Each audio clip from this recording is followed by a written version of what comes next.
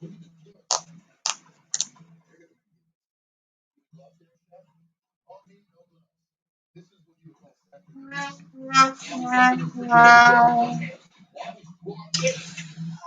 get it, y'all. The Hump Day edition of the Rob Brown Show is on your radio. This is ESPN Upstate. Hello, Upstate South Carolina. How do you do?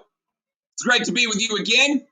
I am Rob Brown, your ever so humble yet frequently correct and, dare I say, incredibly handsome yet also humble host. Back in the palatial ESPN Upstate's the great one, Lonzo. Upstate studio, I should say. The great one, Lonzo, is at the helm halfway through the week. Zoe, how we feeling, big dog?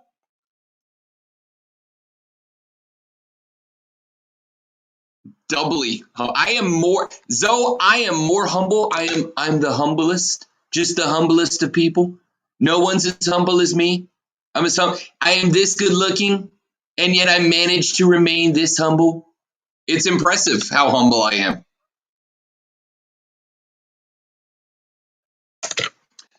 The mannerisms are down. Yeah, I'm working on it. Many people say my impressions are great. Many people say they're incredible. They're not perfect. They're just better than everyone else's. Welcome in. It's great to be with you guys. Hope you're doing exceptionally well on a Wednesday afternoon. Busy show lined up for you. Our NBA play-in tournament has concluded, has the first round of our NBA play-in tournament on the Eastern side has concluded, so we are going to get to that in just a minute. Your Charlotte Hornets are done for the year after they get absolutely throttled yesterday by the Pacers. We're going to break that down. The Pacers move on and take on the Washington Wizards in the second round of the play-in tournament after Jason Tatum goes for 50 in the opening round game.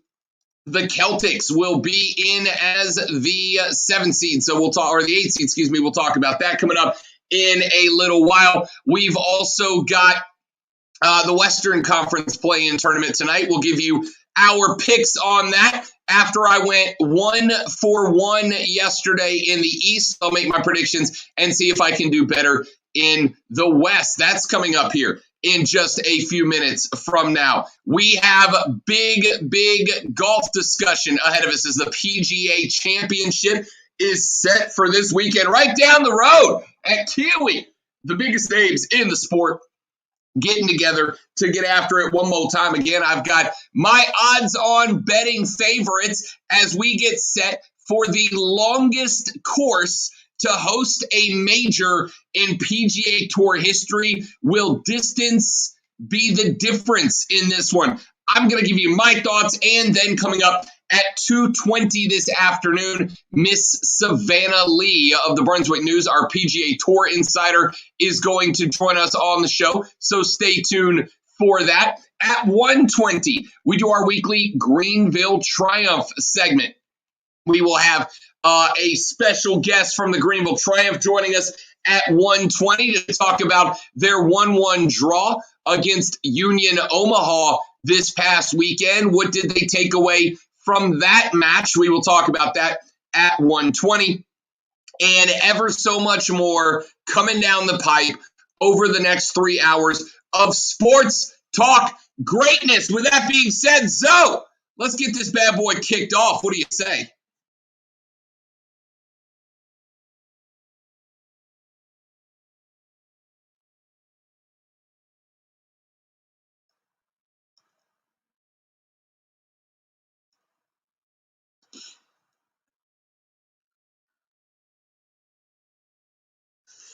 The lunch breakdown, the 3 things you need to know before we start talking sports with our friends, family, coworkers, or the dog, whoever you spend your lunch break with every afternoon. This will be the scuttlebutt around the lunch table today.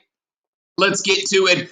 Item number 1. The Hornets season made it to the play-in tournament. They were hoping for a little bit more success, but unfortunately, the season comes to its conclusion last night with a 144-117 throttling at the hands of the Indiana Pacers in a game that frankly wasn't even that close. Miles Bridges, 23, Terry Rozier, 16, and of course, the youngest of the Ball brothers, LaMelo Ball, chimes in with 14, 17 coming off the bench from Cody Zeller, but it wasn't enough to answer the 144 that came at the hands, of course, as I just realized that my streaming setup is not correct, so bear with me while I get that all laid out.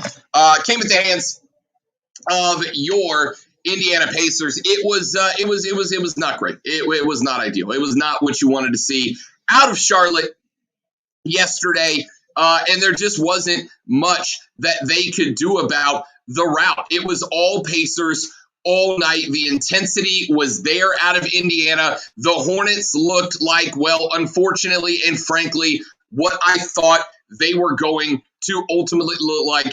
And that is a team that just was not ready. And that's not a bad thing. It's not a bad thing. We know that they were a young team. We know that they are a team that had some hills to climb. We know that they are a team that is growing and developing in the East. But, Lonzo, at the same time, you wanted to see them make it a competition. You wanted to see them get something going, and they just weren't able to. It was all Pacers from start to finish last night.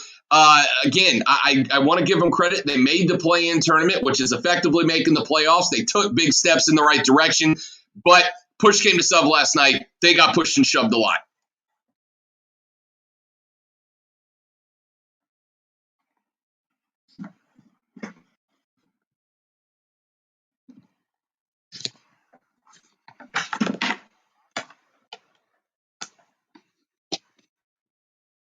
Like last night, there was one team that showed up and one team that didn't in both games. Yeah, it did not go well. It just did not go well at all. It was disappointing, man. It really was. It was disappointing because we thought that this team was going to at least have some level of aggression last night, and the Pacers just thumped them, man. It wasn't. Here's the thing. In order to grow, you've got to have a foundation, and there was no foundation from that team last night. It just wasn't there. That foundation was not there, and they've got work to do. Again, young team, lot of growth over the next couple of years, I have no doubt. They had a Rookie of the Year contender and LaMelo Ball. Miles Bridges stepped up in spurts when he wasn't injured, and if they bring that same level of development that they showed going into the play-in tournament to next year, but figure out a way to step up. And it was the pressure situations that the Hornets failed in. It was the final 3-game stretch where they needed 2 of the 3 in order to be bumped up to host the play-in tournament opening round, or even earn the 7 or 8 seed and give themselves 2 chances to win to move on. And they just fell out down the stretch. They just fell out. They've got to learn how to handle that. But again, that's something that comes with experience. We'll get deeper into that later on in the show. Item number 2, and we'll circle back around to the other game in the East. The Celtics win over the Wiz later on as well. Item number 2, World Cup football, World Cup soccer. It has been in discussions for some time now, the potential to move both the men's and women's World Cup to a biennial event. Instead of it being every 4 years, to have the World Cup take place every 2 years instead. And for the most part, that discussion has been frequent, but hasn't really gained much in the way of traction. But it looks like it might now. Saudi Arabia's Football Federation has formally asked FIFA to look at staging biennial World Cups for the men and women moving forward. According to ESPN, a proposal was submitted that, quote, requested a feasibility study to be carried out on the impact, end quote, of playing both tournaments every 2 years. That'll be put into FIFA's annual meeting of 211 member federations. The Congress is being held as a remote meeting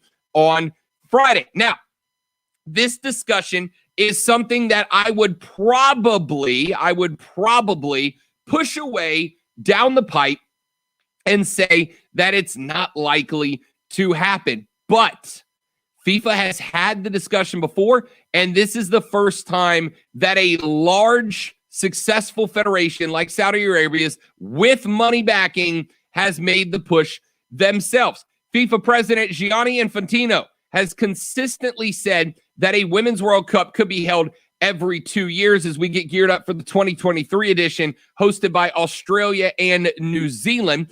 A separate proposal to Friday's FIFA meeting from Jamaica calls for, quote, a global women's football competition concept to be prepared. Those two propositions will both be heard. In Europe this year, despite the pandemic, the same number of competitions for games, of competitions and games for club and national teams were played, despite several weeks being lost because the previous COVID-19 pandemic delayed season pushed back the start of international football to September. Infantino has been pushing for years to create new and bigger competitions, although the Global Players Union, FIFPro, warns of players facing burnout and injuries from bigger workloads. But the argument here is that there are a lot of these competitions that have been taking place anyway, and the number of matches that players would face if the World Cup was biennial instead of every 4 years would be roughly the same. European football officials at first opposed the project, but some have come around and said that there is the possibility of it happening. The biennial World Cup idea was revived in 2018 by South American football leader Alejandro Dominguez, a FIFA vice president who was then a close ally of Gianni Infantino. Dominguez and the South American Football CONMEBOL have since moved closer to officials at UEFA, whose quadrennial European Championship would likely be threatened by playing twice as many World Cups, and that is one of the big reasons that they have not been on board so far. But there are other names that are in the corner of the biennial, the biennial World Cups. One of them is coaching great Arsene Wenger, who is now FIFA's head of global development. Both Wenger and Dominguez use the argument that players deserve more chances to play in the World Cup. We talked about this, for instance, with Christian Pulisic, the great American young man.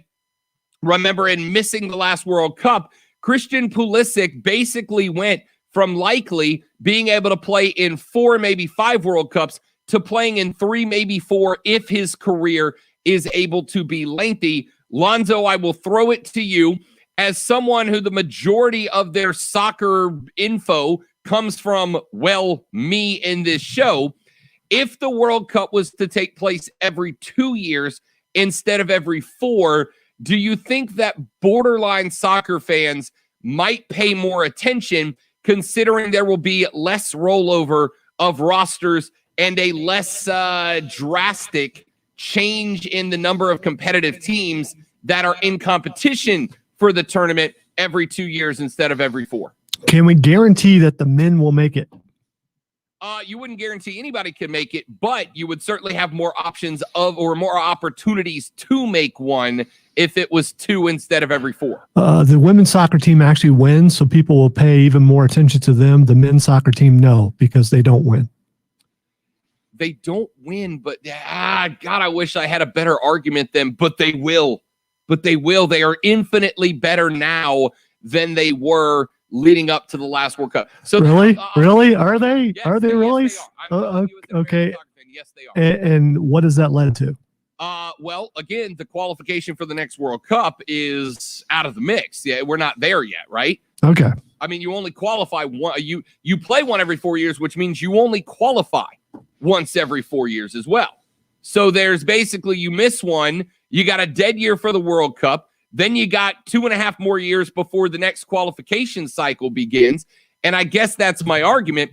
If Zoe's got to wait every basically 4 years between qualifying cycles, followed by an extra year of being done with it if the Americans don't make it, if this event, the world's event, was to happen every 2 years, Zoe, you would go World Cup 1 year, and then the next year would be World Cup qualifying, followed by a World Cup, followed by qualifying. You would basically never have an off year, as opposed to the system we have now, where you have either 3 or 4 off years at a time. If it was more consistent, Lonzo, would you be more likely to stay involved as opposed to just popping in for a couple of matches to see if we make it or not? I'm trying to be clever here, but it's not in the cards today. So if we can guarantee that the men will win, I will pay attention more. But if we're going to get the same build up that we do every 4 years, yeah, this is the men are they're on the come up, as you said earlier. This is their year, and then they missed it again. I mean, so you know, basically the timing is irrelevant. You're in if they are successful. Well, yeah. Okay. Because as we established yesterday, I think it was, or the day before, winning is important. And if our team is a winner, then I'm down. All right. Item number 3. We're going to circle back around to that later on in the show. Item number 3. First and foremost, Zoe, is it Kiwi or Kiowa Island over on the other coast of South Carolina? The answer to that would be yes. You're not helping me at all. Well, because I've heard it pronounced both ways. So have I, and it's throwing me off as the new guy. Like, at some point, I got to stop being the new guy.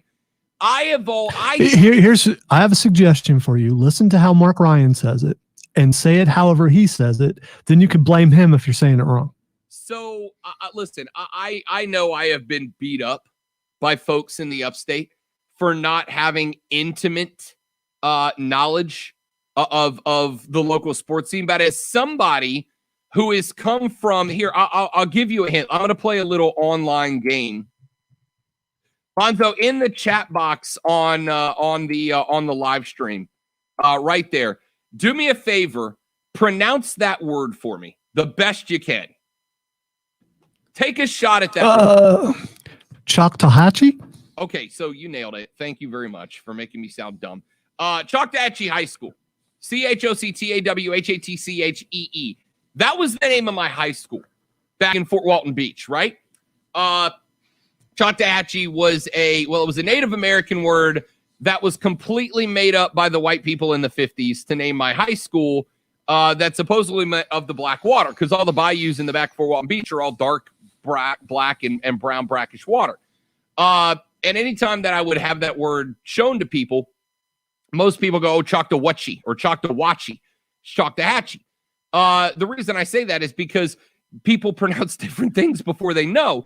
I thought it was Kiwi. I always thought it was Kiwi. But then I was told yesterday, no, it's Kiowa.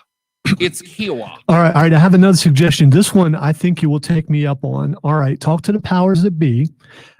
Get your show, this show, to broadcast live from Kiowa, Kiwi, whichever way you want to say. And then you can go and you can ask the natives who live there how it's actually pronounced. So this is a fact gathering mission that you're on. And it's to help everybody, all the people moving into the area, about how to say it right. Dear powers that be, I will get in the car at 3:01 p.m. if you will hook me up and let me stay over at the PGA Championship on broadcast live. I will broadcast live through the weekend. Through the whole weekend, I'll stay on air every minute there's a golfer on the course, I will be live on air if you will send me over to the PGA Championship. PGA Championship at Kiowa. I'm being told now in the chat that Kiowa is the correct way from Joseph.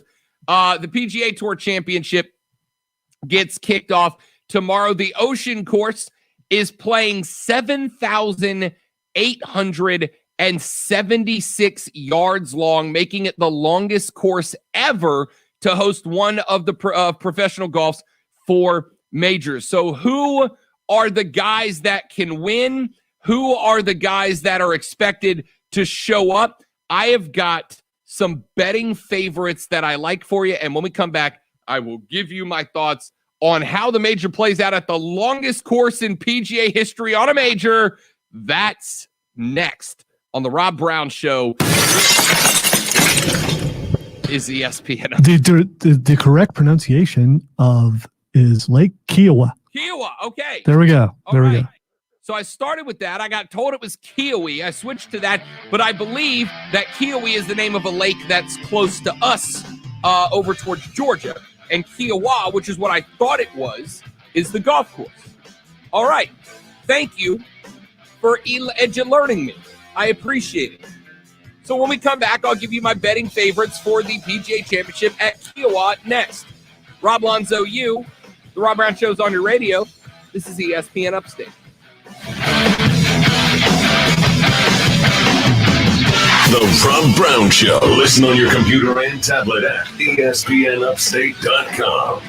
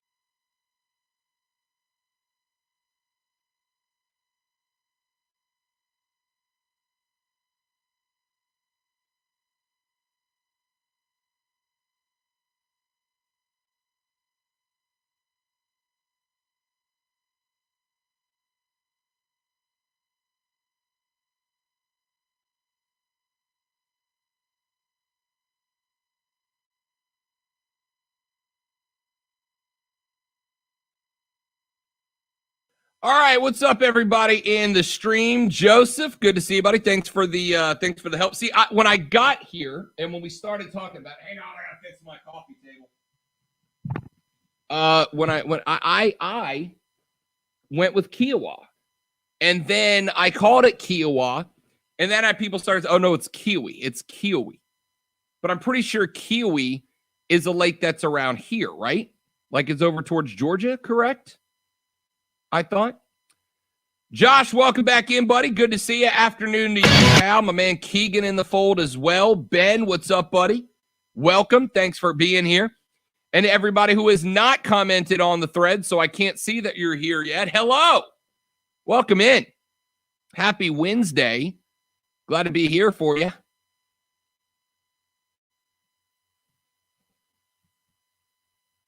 Yeah, okay. So Kiwi's by Clemson. That's what. Okay, that makes sense. That's what I thought. So I'm not a hello, Miss Lisa. I'm not a total. I mean, I am a total idiot, but I was justified in it this time. That makes me feel much better. Thank you very much.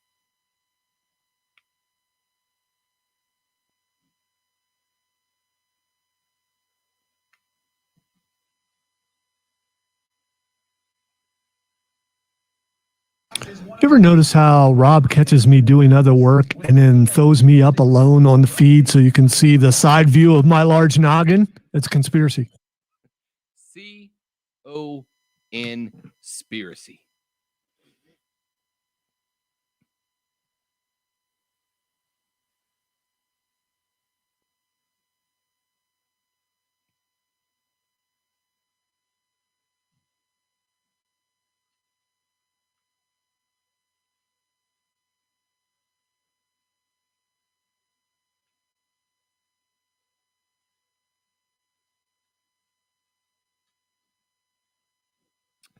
At least you yeah, and that's the direction I think it's going to, Joe. I don't think they'll move it to a 2-year. I would love for them to. UEFA won't go for it, but I do wonder if there's a way. I wonder if there is a way to get enough international pressure. Like if CONCACAF, CONMEBOL, the Asian contingent, the Western Asian. I wonder if all of those, if everybody jumped in except for UEFA, if there would be a way to pressure them into it. And even if you say, all right, UEFA, you can do your tournament on the off years, right? I don't know. I don't know. I don't think there's enough pressure there, but I also know one thing, Joe, which is that at the end of the day, nothing matters to FIFA more than how can we squeeze as much money out of every possible situation as we can. And with the World Cup brings in like $6.1 billion a year to FIFA, right? Just in pure input. If they're bringing in 6.1 bill and they've got countries that are paying to host this event, I wonder if there's enough money somewhere to force that. Pardon me. See, that's why I turn my camera off usually to sneeze or to wipe my nose or whatever. So I apologize for that. That was gross.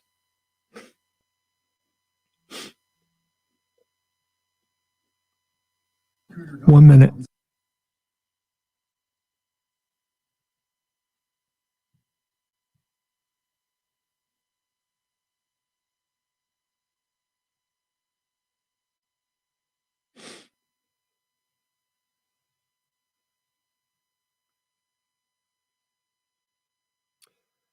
Chris Lewis will be joining us on the show today for our Triumph segment, the president of the club.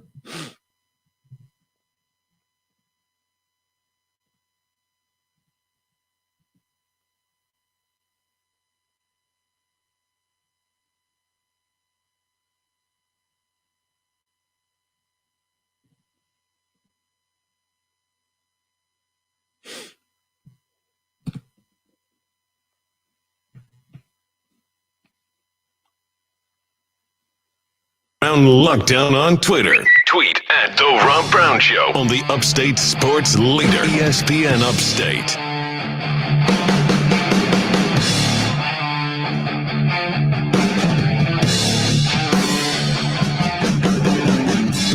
All right, the Rob Brown Show rolls on at ESPN Upstate. Rob Lonzo and you coming up at 1:20.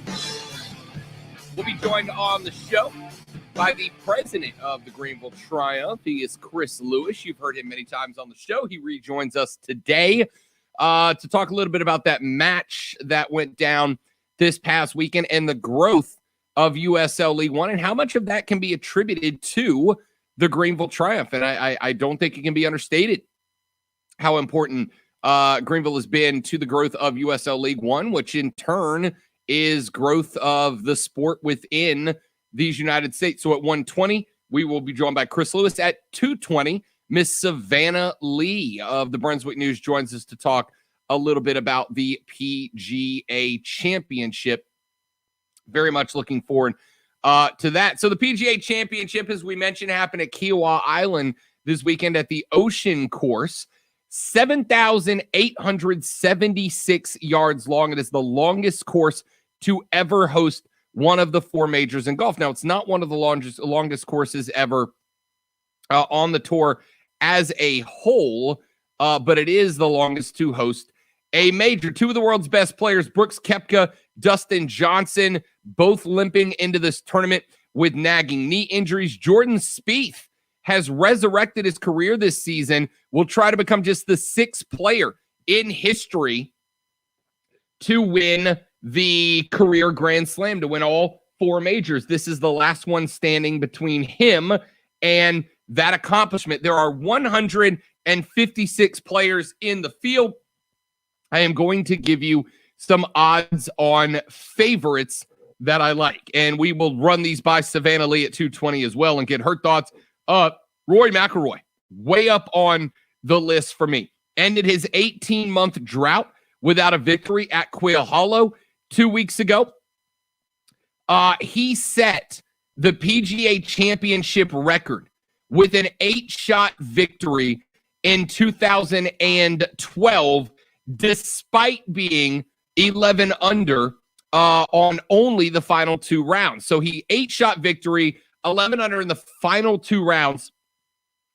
Let's see if Lonzo's paying attention. Lonzo, in 2012, when Rory McIlroy set the PGA Championship record for greatest margin of victory, you want to take a stab at what course he did it at? Lake Kiowa. That would be correct. That would be correct. It's not Lake Kiowa, it's Kiowa. My bad. Yeah, it's all good. I did the same thing, like for a whole segment. So yes, he has set the record for the biggest margin of victory in a PGA Championship, and he did it at this course. The course sets up well for him. It sets up well for him. Jon Rahm is in the mix as well. Remember back at the Masters in April, where Jon Rahm was a contender, tied for 5th, his 6th top 10 in the past 12 majors. He had literally just rushed out of the delivery room from having his first child. That is big time. That is big time. He did that with that distraction in his back corner.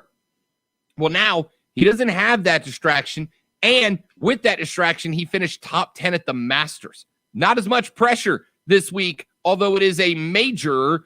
Jon Rahm will be in that mix. Keep an eye on Justin Thomas, the 2017 PGA Championship winner, loves playing decision-based golf. Kiowa is a Pete Dye designed course. And if you have played the Pete Dye courses before, you know that they value decision-making as much as they value execution. It's not just about hitting a good shot. It's about hitting the correct good shot. It's about knowing which direction you want to go. And it's a chess match golf course. And Justin Thomas is one of the best in the game. Now, he's not on the top of my favorite list for one reason. The dude's not been putting well, unfortunately. He has not been putting all that well. And if he's not putting well, Kiowa is not a good spot for you. Jordan Spieth has been very good this calendar year, arguably the best on tour. He ended the winless drought at the Valero Texas Open in April, finished tied for 3rd at the Masters. He's a guy who is seeing his momentum rise. And if it continues to, it might very well peak this weekend.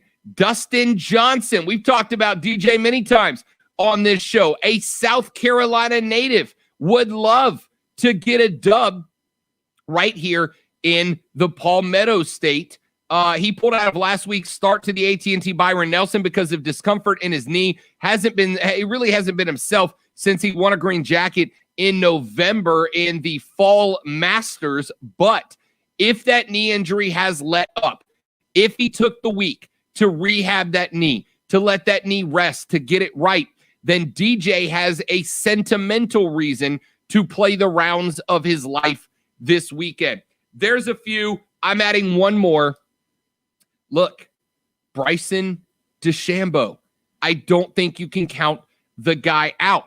Bryson DeChambeau is the best on course in one particular thing that comes into play, and it's driving distance, obviously, and length off the tee is required at the Ocean Course. You have to, it's the longest course to host a major. You must be long off the tee, and Bryson DeChambeau is. Now, the question's going to be, when going long off the tee, can he follow up with good second shots? Bryson DeChambeau is an underappreciated scramble golfer. If it doesn't go well for him, he is great at figuring out how to recover. But Kiowa does not forgive. It does not forgive.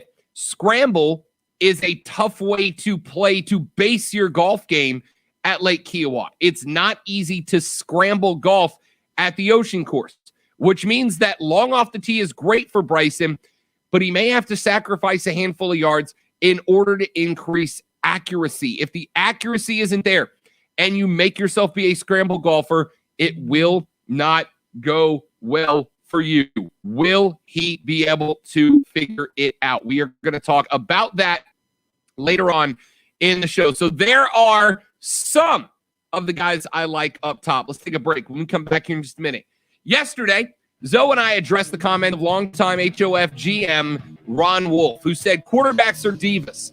This morning, Keyshawn Johnson sounded off on that as well. But I think both of them missed one big point that we did not bring up all that much yesterday. We will hear from Keyshawn, and I'll respond next on The Rob Brown Show and ESPN Upstate. The Rob Brown Show. Listen on your Amazon or Google smart speaker. Just say, play ESPN Upstate.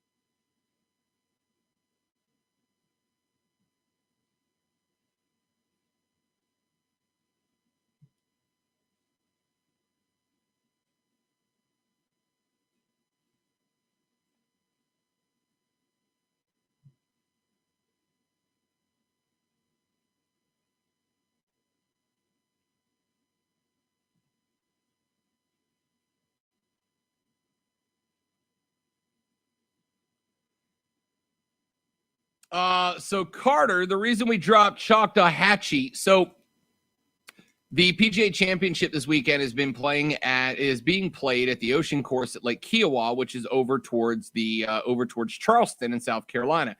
And when I got up here, I've been calling it Kiowa, and then somebody earlier in the week told me it was Kiowee, Lake Kiowee, not Kiowa. So I asked the question, who was right? Was I correct with Kiowa? Or is this person who told me it was Kiowee correct? And I was making a point that when you get these names that are not common English names, it is not that big of a deal for somebody to mispronounce it. So I tested that theory by having Lonzo pronounce the name of Choctahatchee High School by just showing him the word as opposed to pronouncing it. See if he pronounced it correctly. Because especially when I was writing for the paper down there, you would get people calling, hey, can you tell me about Choctawhatchee or Choctawhatchee High? And I was pointing out that when you get Native American names that are not traditionally, talked about, it's not a surprise if somebody occasionally mispronounces one. So that's how Choctawhatchee High School got thrown in there. 1 minute.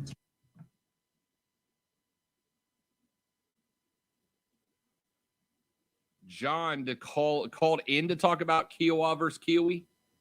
Yes. John's going to rake me over the coals.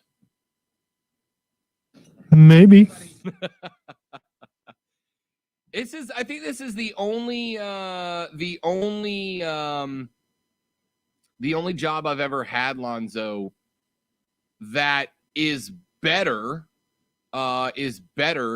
when people call in or tell you how much of an idiot you are, like we ask for it.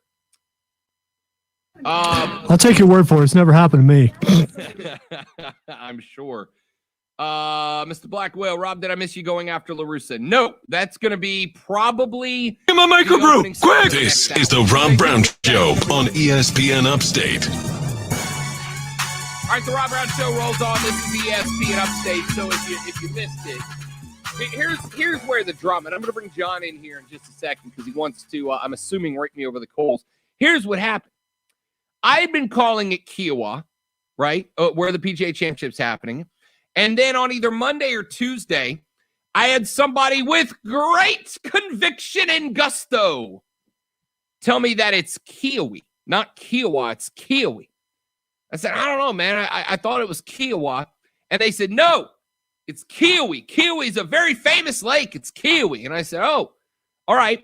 And it's one of those things that sometimes you say something with enough charisma and gusto and you get people to buy in. So I got confused. I'm like, is it Kiowee? Is it Kiowa? I'm pretty sure it's Kiowa. I'm pretty sure I heard the golf dudes calling it Kiowa. So I asked the question, is it Kiowee or Kiowa? And it was pointed out to me that it's Kiowa is where the golf course is. Lake Kiowee is a lake closer to us up towards the Clemson area that folks go out boating on. And that is why Rob sounded like an idiot today on the show. And now John has called in to help expand and shine the spotlight a little bit bigger on your boy being a big dummy. John, welcome to the show, bud. Great to have you, man. Thanks for taking the time. Hey, man, no problem. Yeah, I was just calling to talk about the names and explain exactly what they are. Oh, we're getting that Wikipedia lesson. I'm here for it. Let's go. So the Kiwi is the lake, and that's near us. Lake Kiwi feeds into Lake Hartwell, and they're both fake lakes that were made in the 70s. So Lake Kiwi is a lake near us.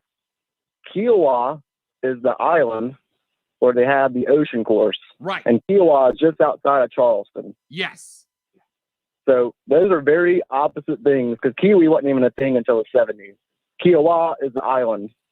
So, and what's funny is I have been on Lake Hartwell before. I've been boating out on Lake Hartwell. It's a beautiful little piece of country. I've seen the dam. We boated right up to the dam at one point. And that is what I thought. But like I said, somebody on either Monday or Tuesday with great conviction told me that Kiowa is Kiwi. And I didn't think it was right, but they were so enthusiastic. And I am so dumb that they convinced me. But Lake Kiwi is by us. And Kiowa Island, home of the ocean course in the PGA Championship, is over by Charleston. And now I won't make that mistake again, John. Absolutely. And also, one other thing about Kiowa, if you're a big Mel Gibson fan, that's where he was in The Patriot when he ran away to find his family. Really? So, Kiowa Island. Kiowa Island. That's where they filmed it? Supposedly they did not, but it's based on the Swamp Fox, which is Francis Marion. Yes. And it's based on a story about how his family hid at Kiowa. You got me. Yes, it's not just me. I feel so much better. Thank you. So that's kind of the history of the old Goa Island outside of Charleston. Okay, perfect. John, thanks for the phone call, man. Appreciate the enlightenment. I actually knew the story of Francis Marion, the Swamp Fox. Francis Marion State Park is over there in Charleston. I actually used to, many moons ago, I used to date a young lady who was a biologist and a bird scientist who was stationed at Francis Marion State Park outside of Charleston. In fact, I almost lived in Charleston at one point because of that. So I actually knew that story, but I had not made it to Kiowa yet. I have not made it to Kiowa. That's been on the list. Here's the thing, Lonzo. My little brother and I were talking last night, and it turns out that you can get a tee time a week and a half after the PGA Championship at the Ocean Course at Kiowa. You can get a tee time, Lonzo. It's only $589 a round to go play that course. Wow. On your radio salary? That's a mere pittance. I'm telling you. I mean, what? Why wouldn't we? That's a value play, right? That's a value play. All right. By the way, my buddy Red Watson. What up, Red? Good to see you. Good to hear from you, buddy. Red, of course, helps run the Greer Golf Course over there. Which, by the way, Red, yes, I do want to go play this weekend. As a matter of fact, since you didn't ask, but I'll tell you anyway. I said equally important as distance off the tee at Kiowa is the ability to keep the ball low. Even the biggest hitters will struggle if they hit the ball high due to ballooning and drift from crosswinds. Yeah, that's one of those. That's one of those dangers with those coastal courses that have to be corrected for. It's not just about getting the ball way up in the air with that high exit velocity and slamming that thing up there, because those winds coming off the Atlantic and with those big open areas, those winds can swirl, man. They can swirl, and all of a sudden a shot that's right down the pipe goes straight up and straight as it does, and then it gets caught up in those top tier winds, and it just kind of swirls it around like a mini tornado. And the next thing you know, you're 18 yards left or right off the fairway. It's more of a course that you got to drive. And when I say drive, I mean keep it low, high velocity, low exit angle. You need more distance off the low velocity carry than you do want to knock that thing up there. But it also leads to a handful of spots where you're hitting into very narrow receptive areas. You're hitting into very narrow landing areas because the distance is shorter with the low velocity. So not only do you have to hit it with a lower trajectory, but you got to bring the velocity down, or you got to bring the speed down in order to keep it in the middle of the fairway. Great point, Red. Appreciate your contribution there, my man. And let me know when the tee time is. Quick break. Back after this. The Rob Brown Show rolls on. This is ESPN Upstate.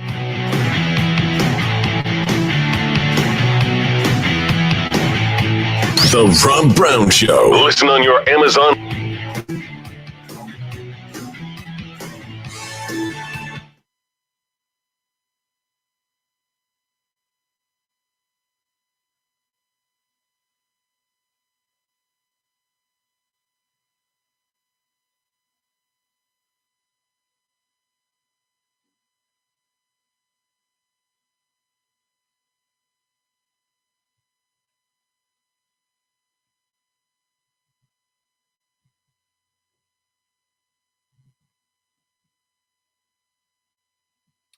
I guess I should open up the text line too, huh? Forgot to do that. Whoopsie.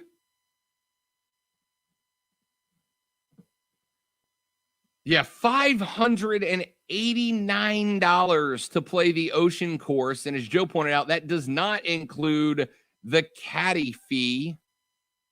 Insane, man. Can you waive the caddy fee? I mean, can you just not have a caddy, or is it required? I believe it's required on most of those big courses.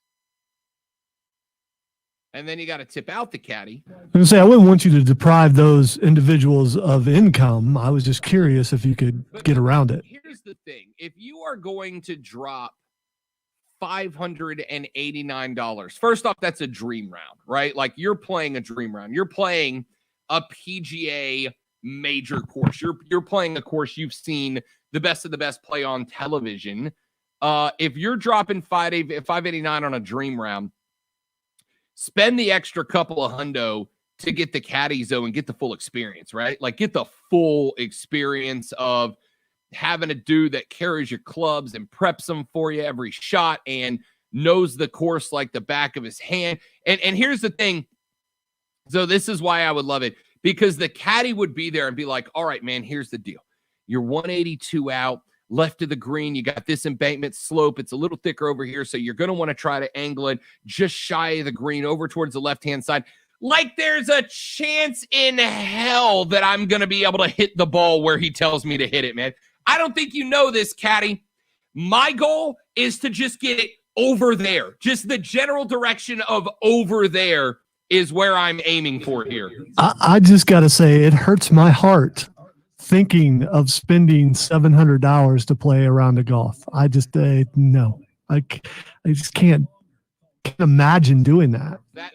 That's one of those things, though, that, like I said, that's a lifetime goal you're accomplishing. I don't think there's anything that I want to do that much. I'm bad to put that kind of money down on it. Somebody came to you and said, we will let you voice a character in the newest Dragon Ball Z episode. It'll cost you $700. You're telling me you're not coming up with that? You are. That's the golf version of your nerd dream. Wow. Yeah. But no. Here's the thing. It still probably wouldn't happen because I would need approval from the spouse. And although I've managed to, get other things like my car, that is something. No, you're right. She knows how much that show means to me. Exactly. Yeah, I just, but still, every time I heard the episode, I would be proud, and it still would hurt knowing I spent that kind of money to do that.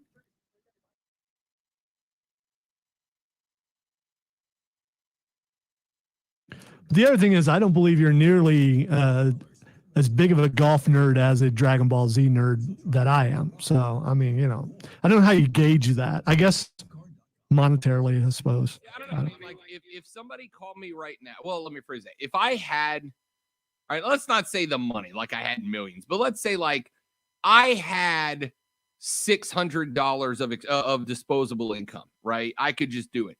And you came to me right now and you said, all right, Rob, $600. You can get the new PS5 with the VR set up for $600, or you can play a caddied round at the Ocean Course the week after the PGA Championship with the PGA Championship setup still in play. I would take the round of golf. And I would definitely take the PlayStation because it would pay off in the end, at least for me, because I would get, hours and hours and hours of enjoyment that would go on for quite some time. The golf game, you're probably going to play pretty bad. And you can remember, man, I had my chance to play there, and man, I sucked. Yeah. No, don't get me wrong. That would be one of those. Here's the thing I love about golf. I will go out, dude. I'm a low 90s golfer. Like if I break 90, it was the 20 seconds. I suck at golf, and if you see me on the golf course, I get angry, man. I'm bad, and I know it, and I still get angry. But the minute I make the turn to 18, head into the clubhouse and grab a beer, it was a great day. I don't care if I shot a $110. It was a great day. I love it. Dispensing real, unfiltered sports talk every weekday noon to 3. This is the Rob Brown Show on ESPN Upstate. Join the live stream at Facebook.com/ESPN Upstate, Twitter.com/The Rob Brown Show, or at ESPN Upstate. Conversation we were having, Zoe came at me and said, I have no idea how you could justify paying $600 to play a round of golf. And the answer is, it's just if you're a big golf fan, and golf is your thing, then that is a worthwhile investment. That's a memory, man. That's a memory. A number of years ago, back when I lived down in Destin/Sandestin, there's a course down there called the Raven. And the Raven hosted a golf tournament called the Pga Championship. It was at the time the senior. Now it's called the Champions Tour, but it was the senior tour at the time. And it was on TV. It was on the Golf Channel and all that. I got to meet Chichi Rodriguez. That was the tournament that Gary Player ran me over with a golf cart. I think I've told that story. Anyway, the day after that tournament, on the Monday or the Sunday after, or was it Monday? The tournament concluded on a Sunday. On the Monday, I paid like $250 to play that course with the PGA Tour set up on it. And the folks I know were like, dude, that is ridiculous for a round of golf, right? Like $250 for a round of golf is insane. And no caddies or anything, right? That's just walking the course with your own bag. But that was the day I'll never forget, man. I got to play with two of my very dear friends. We all three got our absolute asses handed to us by the course that day. I think I shot like a 108 or something. It was ridiculous, but it was a blast, man. We had a great time playing that day, playing that round. And it was a memory that I will never forget. $600 to play a round after a PGA major on a course is worthwhile money to me. Yes, it's a hell of a lot of money on a radio salary. It's a ton of money, but I would if I had the income, I would absolutely drive over and play. And by the way, you got to play that round on like a Wednesday, because the weekends are full until like November, right? I would absolutely take a day off, drive over, play that round, and turn around and drive back if that was an option, because it is a lifetime memory. You'll never forget playing the Ocean Club at Kiowa with the same setup that the guys on the tour played it on TV. Joe said, I dropped $400 to play TPC Sawgrass down in Jacksonville, and it's something I'll always remember. Absolutely. Absolutely. Lining up at that island green and taking a shot at that. I would tin cup that island green so hard, man. I'd be bringing 48 golf balls with me, because I'm not leaving the tee box until I dump one on the island green. If I put 47 in the water, number 48 still getting flown. I don't care if I can't finish the round because I run out of golf balls. That's a lifetime memory, without a doubt. That is just a nerd thing. So it not only doesn't shock me that the rounds are over $600 once you add in caddy fees and tips and all that. It 0% surprises me that the rounds are that much. What surprises me is that they're not more. Because that's a lifetime memory, man. A absolute lifetime memory. Joe, appreciate that comment. 844-477-3776. Stathakis says, it's like spending time with your wife and $40 on dinner, or spending time with Scarlett Johansson and a $500 dinner. Correct, Stathakis. That is the worst possible, absolutely correct analogy. Absolutely. Right? I almost said, please don't take, I almost said, Stathakis, anybody could take your wife to dinner for $40, but then I stopped myself. That's not what I meant. That's not, you know what I meant. But yeah, good call. All right. 844-477-3776. Joe said you can tell Michael's wife doesn't listen to the show. The Rob Brown Show, cause of rising divorces within the upstate. All right, coming up in the next hour of the show, we are going to open with the comments of Keyshawn Johnson. Yesterday, Lonzo and I had a discussion about whether or not quarterbacks are divas in the NFL. Zoe said, yeah, of course they're divas, but because they're a diva doesn't mean that folks like Aaron Rodgers aren't incorrect, or aren't correct, I should say, with the hardline stances they've taken with their team. But there are other quarterbacks, guys like Russell Wilson, that are divas and are incorrect in the hardline stance that they are taking with their team. And I think Zoe is right. There's a little nuance to that conversation. Being a diva doesn't mean that you are wrong. Well, Keyshawn went off this morning on Keyshawn, J. Will, and Zubin, show you can hear right here on ESPN Upstate, talking about the premise of QBs being divas. And he was spot on in what he said, but I think he, and to some degree we, missed something yesterday in the discussion about whether or not quarterbacks to divas. So we're going to hear what Keyshawn had to say as a former diva wide receiver in the league. It takes one to know one, and we'll address that. Plus, add the thought into the conversation we missed yesterday. Then at 1:20, Chris Lewis, president of the Greenville Triumph, is going to join us on the show. Coming up after that, Travis Etienne is getting his workout reps in down at rookie camp for the Jags, but not as a running back. What does that mean? All that more coming up in the next hour. I'm Rob, he's Lonzo, and you're listening to The Rob Brown Show on ESPN Upstate.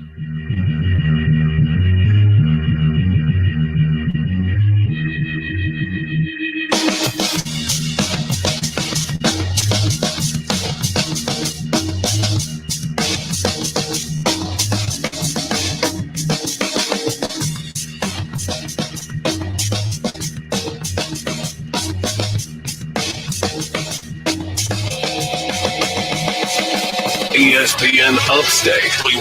That jazzy little riff. I love the bass line. Oh, yeah. What's your nervous habit, or not nervous habit? What's your tick? Like, is there anything you do when there's nothing happening, but you can't really do anything else? Do you have like a habit, like tapping fingers, tapping toes, anything like that? I have a combination of a lot of things. Just depends on what you do the most. You haven't seen me doing this a lot? Well, your video's frozen, but I can't see. So kind of. I'm assuming it's sitting back in your chair. No, I'm swaying back and forth. Yeah. Yeah. I also do this a lot with my neck. I don't know. Mine is pen spinning. Like I spin my pen in my hands. And drop it. Don't forget that part. And I drop, and that's where that noise comes from. And I just realized that every time that I drop it on the floor and I have to lean over to pick it up, you guys get an exaggerated view of my gigantic forehead. Is it really exaggerated? No, it's just gigantic in general. Stack said, speaking of things that will cost $600 for a few hours, so will a lawyer when my wife hears this.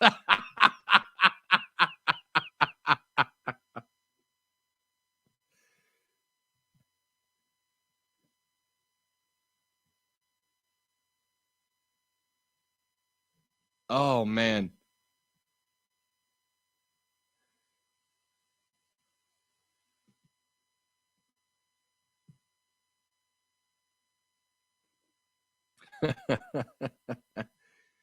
Stacks, how'd Greek Fest go, man? I am sincerely sorry that I didn't get to pass by. I had a couple of things pop up that were not in my plan, including, Zoe, an $1,100 bill to repair my car.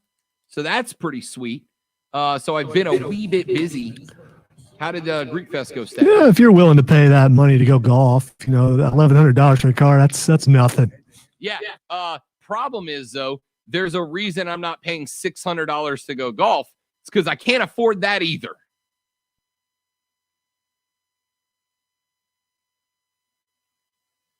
Hey. Warning. Man, check this out. For an official Rob Brown lockdown. represents being real. Yeah. Real, unfiltered sports talk manufactured locally for the Carolinas. Locked down. This is the Rob Brown Show. Yeah. Only on ESPN. ESPN Upstate. Rob Brown Show on. This is our number 2. Thanks so much for being a part of the show. Thanks for joining us. I am Rob Brown. Lonzo, back in the ESPN Upstate Studios. 844-GSP ESPN is the phone number. The Ingles Market text line is there for you as well at 71307, 71307. A couple of texts that have come in on the Ingles Market text line. Here is a few of them at ESPN. I get Rob's humility, having woken up for decades, looking into the mirror saying, how does one man look so good day in and day out? Yeah, the struggle's real, man. It's tough to look this good and stay humble, but we are pulling it off. At ESPN, am I wrong that Kiowa is pronounced Kiowa, not Kiwi? Yes, correct. Kiwi is a lake and Kiowa as an island, as another texter has written in.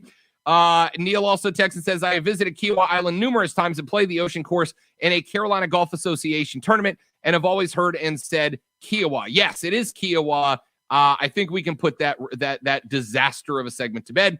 And at ESPN Zoe, we wouldn't understand how to justify $600 for a round of golf because we grew up on bread sandwiches. End quote. Bread sandwich. Wow, man, you're living large. What's bread? Lonzo would finish his bread sandwich and dessert was the bag. All right. He gets it. The struggle's real. Stathagus said, speaking of things that will cost $600, so will a lawyer when my wife hears this segment. Beautiful, beautiful. All right.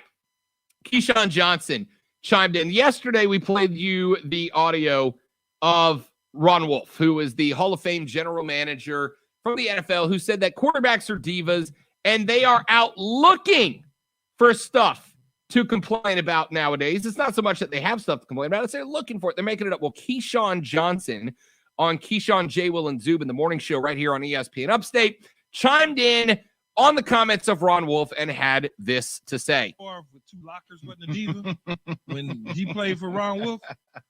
Get him. I mean, like, come on, man. You gotta stop, man.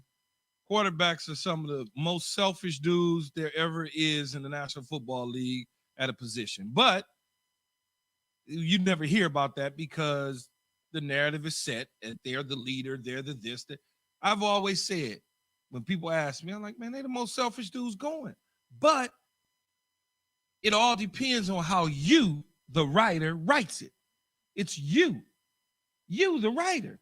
You write it a certain way, so it shapes quarterback's personality is. So when Deshaun Watson just doesn't want to play for his team let's anymore. not use that as When Deshaun Watson doesn't want to play for his team anymore. When Russell Wilson, how many years now do we have to hear from him? I don't know. Maybe I'll play somewhere else. It's not. That's on me. But those aren't the first individuals to say whatever that they're not happy with certain things. It's just now in the media.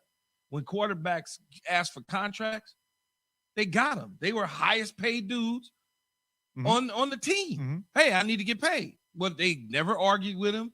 They never did anything. They just take care of him from a money standpoint. When quarterbacks decided that maybe they didn't want to come in for a workout, you never heard about it. Being on the team, oh, I certainly saw it. 2 lockers, they're diva, 2 lockers, car parked in certain places.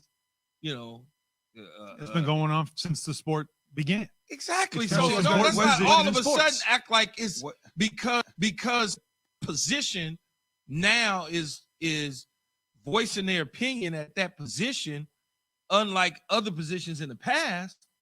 Let's not act like they're divas that all of a sudden they've been divas. All right. So there's Keyshawn saying quarterbacks have been divas. This is nothing new. This is not surprising. This is not shocking. Wow, that sounds familiar. I was going to say Keyshawn and Lonzo have a lot in common on this take. And I agree. I don't think they're wrong. But Keyshawn brought up one point that I think is spot on, right? Which is, hey, at the end of the day, quarterbacks act like divas because they are, but why wouldn't they be, right? Every time a new quarterback with success hits the free agency market or comes up for a contract extension and he says, hey, I want this contract, I want that contract, they get it. They get it, no questions asked. So, of course, they are going to act like divas when it comes around. But here's the other aspect of that I think I very briefly touched on yesterday, but I think it's a bigger part of the discussion. A bigger part of the discussion that we didn't really get into as much as we need to. You had a quote yesterday, Lonzo, in the discussion that I thought we probably skipped over a little bit. And that is the old saying, quarterbacks get all of the credit when things go well, but they also get all of the blame when things go wrong. And that led me to start thinking about one quarterback in particular. And that one quarterback in particular is Matt Ryan of the Atlanta Falcons. Matt Ryan went into this year's draft, and he said so himself, and I got audio. We may play it later if we have time. Matt Ryan went into the draft this year thinking to himself, at number 4, the Falcons may very well go ahead and draft my replacement. Now, if you look statistically at the history of Matt Ryan, you are going to see that Matt Ryan is statistically one of the best quarterbacks in the NFL consistently. If you think the failure of the Atlanta Falcons is on the shoulders of Matt Ryan, you are wrong. You are wrong. This is one of the biggest fights Mark Ryan have had and I have had for years. The blame for the struggle of the Falcons is not on Matt Ryan. The dude has been very good. Yet, when I go to Falcons message boards and I listen to a sports talk radio in Atlanta, do you know what I hear? We got to move on from Matt Ryan. Matt Ryan can't get it done. Matt Ryan isn't showing up. Matt Ryan this, Matt Ryan that. So, does it really shock you when quarterbacks say, I want to ensure that I get paid as much as I can get paid to do what I do, and I am going to demand that my team do everything that my team can do to set me up for success? No, it's not shocking, and it shouldn't be shocking, because if not, you end up where Matt Ryan is, having to sit in front of the media and answer questions like, hey, Matty Ice, how do you feel about the Atlanta fans that want you gone for failures that are most certainly not yours? So it makes perfect sense that quarterbacks diva out. And Matt Ryan's not the first. He's just the best illustration right now. But when quarterbacks get saddled with the it's your fault that we haven't accomplished more, that we haven't accomplished this, that, or the other, when quarterbacks are the ones that people start talking about replacements due to failures when it ain't on them, Matt Ryan, Aaron Rodgers, it makes more than perfect sense that they would want to, A, get as much money as they can because you don't know when the ride is over, and B, ensure that their team is, actually trying to build the offense up around them for them to have success. Keyshawn and you are both not, you're both correct, Zoe. You're not wrong. They are divas. What I'm saying is, if they are divas out of obligation of their station, not because they're just divas. I would say they're divas, I maybe out of obligation, but divas because the media have deemed it so. And that's one of the things I think that Keyshawn was pointing out. I mean, they're getting all the attention. You start getting all the attention, you start thinking, man, you know what? I am pretty good.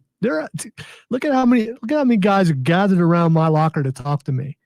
Eventually, you're going to start taking on that personality of a diva, whether you are one or not, because of all the attention you're getting. I think one of the problems with Matt Ryan is boring. Boring, dude. It's very boring. Sure. I mean, he's fairly effective on the field. You talk about it. I mean, his stats are good. Atlanta will do a decent job and get into playoffs like every 4 years or so, but he is so boring that he goes against the norm as far as the diva quarterback goes. And what an example. You brought up probably the most boring quarterback in all of the NFL. Yeah, and there was a point to that, right? There's a reason. Because here's the thing. Matt Ryan, to be honest with you, if Matt Ryan went straight up Lady Gaga diva on us, I really wouldn't have an issue with it. I really wouldn't have a problem with it. Because the Atlanta fans have been terrible to Matt Ryan, and he hasn't deserved it. He hasn't deserved it at all. Hell, Matt Ryan is probably one of the very few reasons, alongside Julio Jones and Calvin Ridley, that you guys have had any success. Now, the other thing that I want to keep an eye on is, keep in mind, Matt Ryan has been battling Drew Brees in the NFC South for the better part of a decade and some change, right? A decade and a couple of years. He had to go head-to-head with a surefire first ballot Hall of Fame quarterback. Of course. Nobody's asking Matt Ryan to be better than Drew Brees. And now, how about Matt Ryan? Drew Brees leaves and Tom Brady shows up and starts dominating the division. You got to love that, right? So, to place the Falcons' impotence, to place the blame on Matt Ryan ain't there. Matt Ryan has every right to go full diva. Every right, and he doesn't do it. But at the same time, I think it illustrates the point that I'm making. The quarterbacks that do go full diva are trying to prevent themselves from falling into a trap that Matt Ryan is falling into right now. That is to say, things are not going great in Atlanta. They're going well, but not great in the ATL. Matt Ryan is the one getting the hell beat out of him when the problems were not Matt Ryan. They were Dan Quinn. They were Thomas Dimitroff. They were everybody else. And it's evident to me that was the problem. But Matt Ryan's getting the hell beat out of him. So Zoe is correct. Quarterbacks are divas, and it's not new. Keyshawn Johnson is correct. Quarterbacks are divas because teams have treated them as divas. I will tell you, I have been around some national radio show hosts in my lifetime. I'm talking the names you know. The names you know. I have been around them in person at different media rows in different events around the country. And a good 90% of them, Lonzo, are full diva. Full diva. Yeah. It's not just national, but I'm sure those are too. There are some folks who earn a big station locally and become local divas without a doubt. I made the joke about being humble earlier. I've seen it, man. I have seen it. You show up to do a show and all your stuff is already set up and the restaurant you're at is just like, here's everything on the menu for free. And here's a gallon of beer for free. Here's what else can we do for you? Can we special order anything? And then when you're done, you just leave and people coming up to you asking for pictures and can we hang out with you? And I've seen some guys that I really like go full-blown diva. It's easy to go full diva when everybody starts bending over backwards for you. And if you're a great quarterback, the NFL teams bend over backwards for you.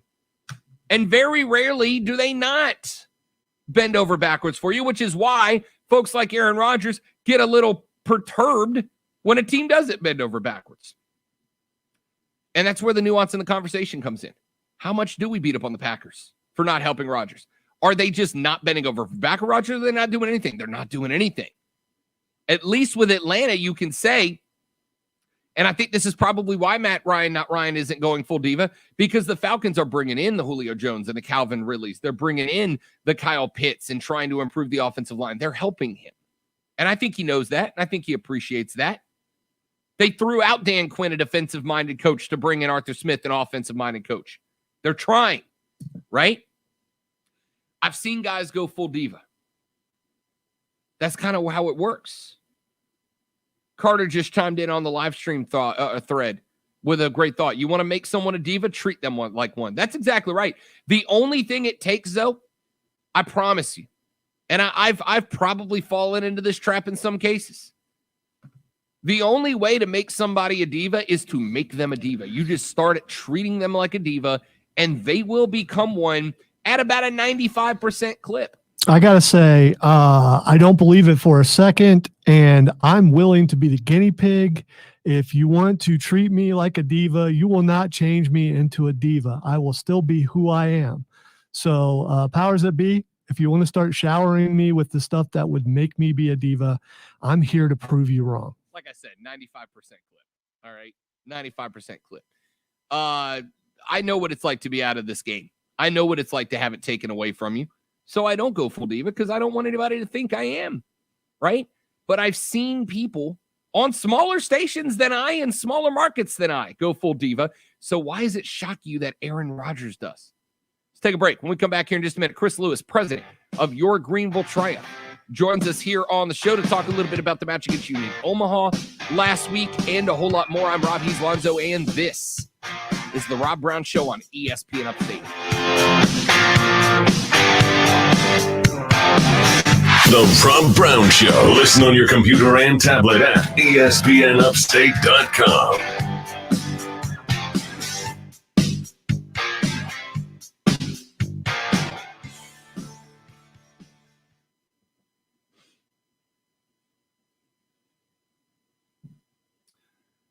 Great call on that, Carter. Great call on that. That is just dead spot on accurate, man. 100% accurate. I've seen it happen. I've seen it happen. I'm talking. Well, Carter, you were back in the hood. There are local radio hosts down in tiny little Fort Walton Beach, Florida. All right, and that's not a shot at the F-Dub. That's my home, man. But there are radio DJs on tiny little stations in Fort Walton that become full-blown divas, and I promise you. Look, there was a restaurant down there that named it was a sports bar that named items on their menu after me and some of the other hosts on my old sports talk station, right? They had a triple bacon cheeseburger called the RLB3 they named after me for the triple burger. They had another one. They had a plate of wings that they named after another host that was on my station. And I watched this guy walk into this bar one time, a bar that was a sponsor, a bar that had been friends and sponsors of our shows for years, and get his plate of wings named after him and his beer, and then told the waitress, yeah, I don't pay for my food here. It's my name on the menu. And I was like astounded by that, blown away by that, because this guy was never a diva, and it just took the littlest thing to turn him into one. Took the littlest thing to turn him into one. So when quarterbacks have had the NFL bend over backwards for years, they can't suddenly that quarterbacks are going, why aren't you bending over backwards for me? Because they've been doing it for years.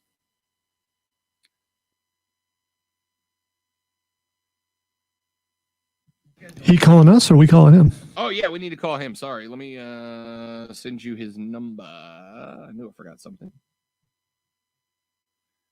Bam, bam, bam, bam.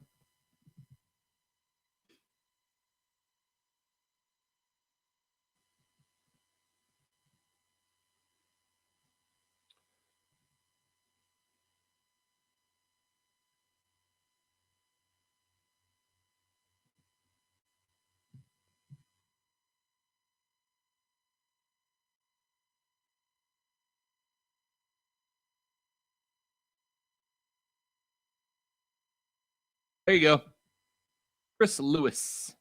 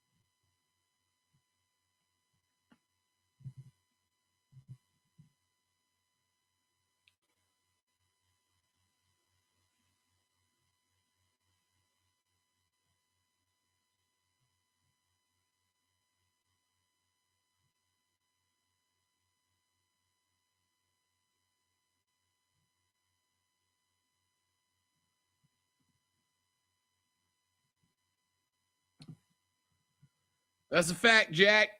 That is a fact. Chris Lewis standing by.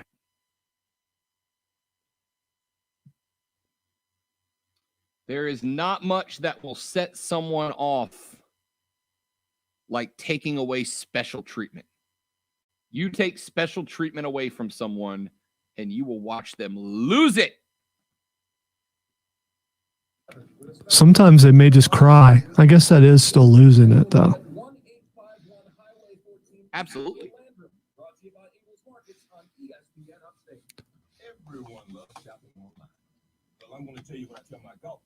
Check this out, Lonzo. I'm about to spend too much money on something that I don't need. All right, we got 1 minute.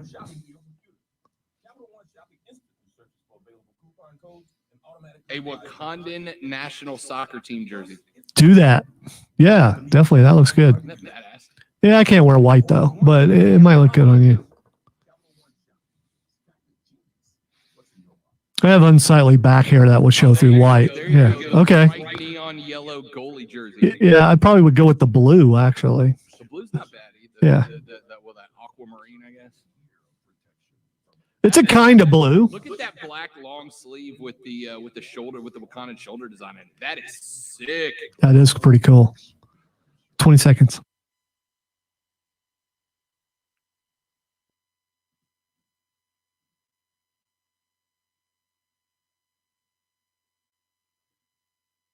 Ups and downs, the ins and outs, real, unfiltered sports talk. It's the Rob Brown Show on ESPN Upstate.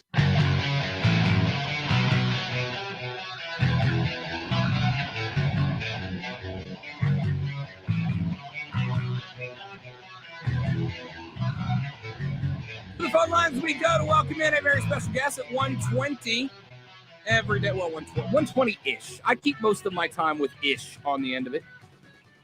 We feature your reigning, defending, undisputed USL League One champions, fresh off of the USL League One's first ever nationally televised broadcast live from Legacy Early College, a 1-1 draw with the runners-up from last year, Union Omaha. Chris Lewis, the president of the club and a buddy of mine, joins us here on the show. What do we say, Chris? How we feeling, man? I'm feeling good, man. With that kind of intro, I may need you to come home at night and announce that I'm home. I've said for years, my life goal is to get somebody one day to follow me around with a boombox and play entrance music like a professional wrestler every time I walk into a room. You would be better served with a little motley crew than me following you home, Chris. I'm just help me help you, buddy. Okay, I'll take that. Chris sure. Lewis, president of the Greenville Triumph, joining us here.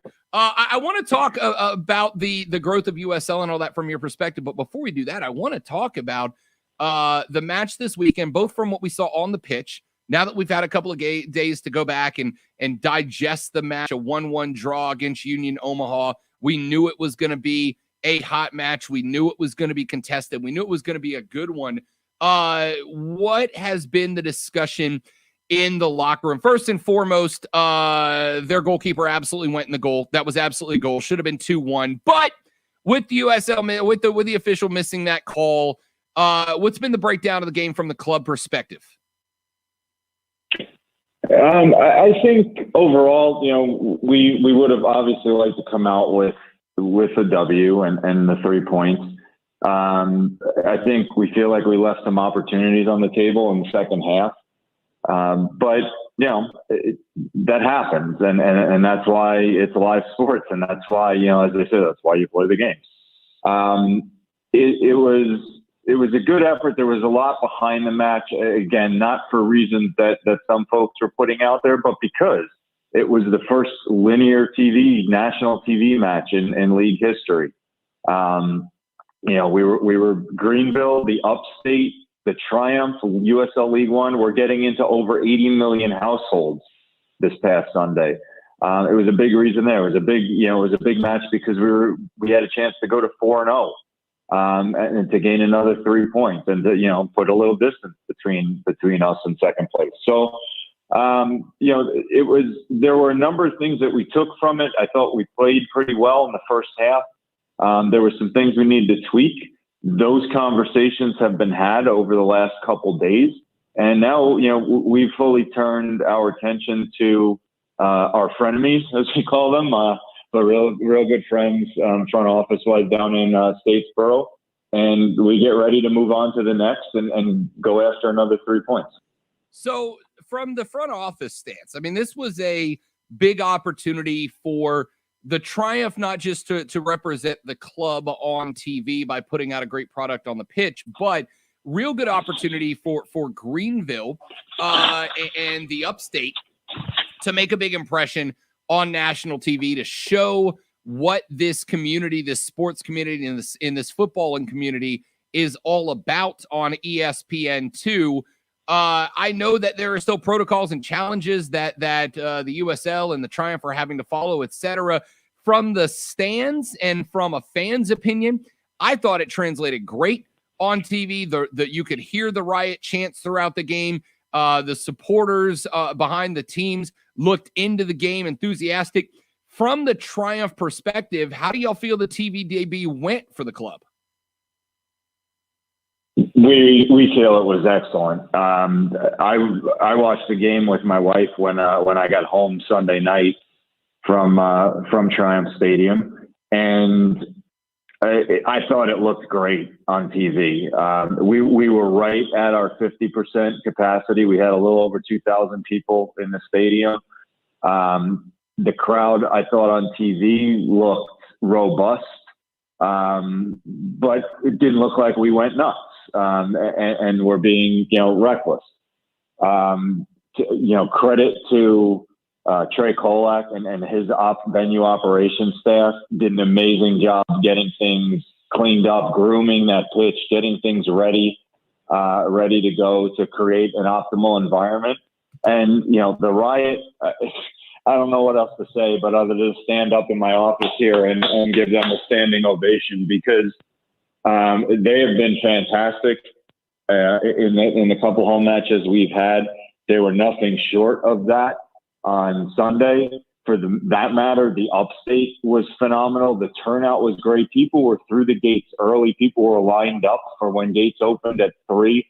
There was just a buzz about it, and I think that really translated to the broadcast. And I think that, not just Greenville Triumph, but the upstate of South Carolina and certainly USL League One really made a statement to those 80 million plus households. The 80 million plus households, you talk about USL League One, and you got the USL Championship and MLS, and obviously there's been great interaction, but obviously to get ESPN on board, to get ESPN to say this is a worthwhile broadcast to put on television and to show up and show out for, I've been telling people, I think Greenville and the Triumph and the success in just the 2 years, and the fact that you look up and down the roster and you've got folks from Australia and the Netherlands and all over Latin America that are on this roster. I mean, it's not just a national, it's an international product representing the upstate. And I think the USL League One and the USL as a whole have been better for it.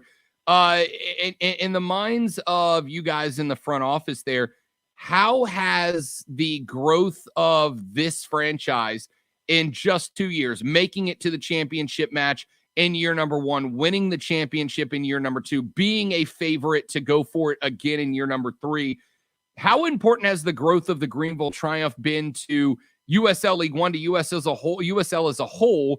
And then, if I may take a very bold step and go one step further, really, the American soccer product as a whole? You really challenged me to not have to pat ourselves on the back, right? It's almost like that's what I'm setting up to happen, Chris. Almost. But I would agree. I mean, there's certainly reasons why this match was selected to be on this kind of platform. You've met, Joe Irwin in particular, who is the face of our ownership group. And as well known, having talked to him, Joe doesn't do anything but do it all the way.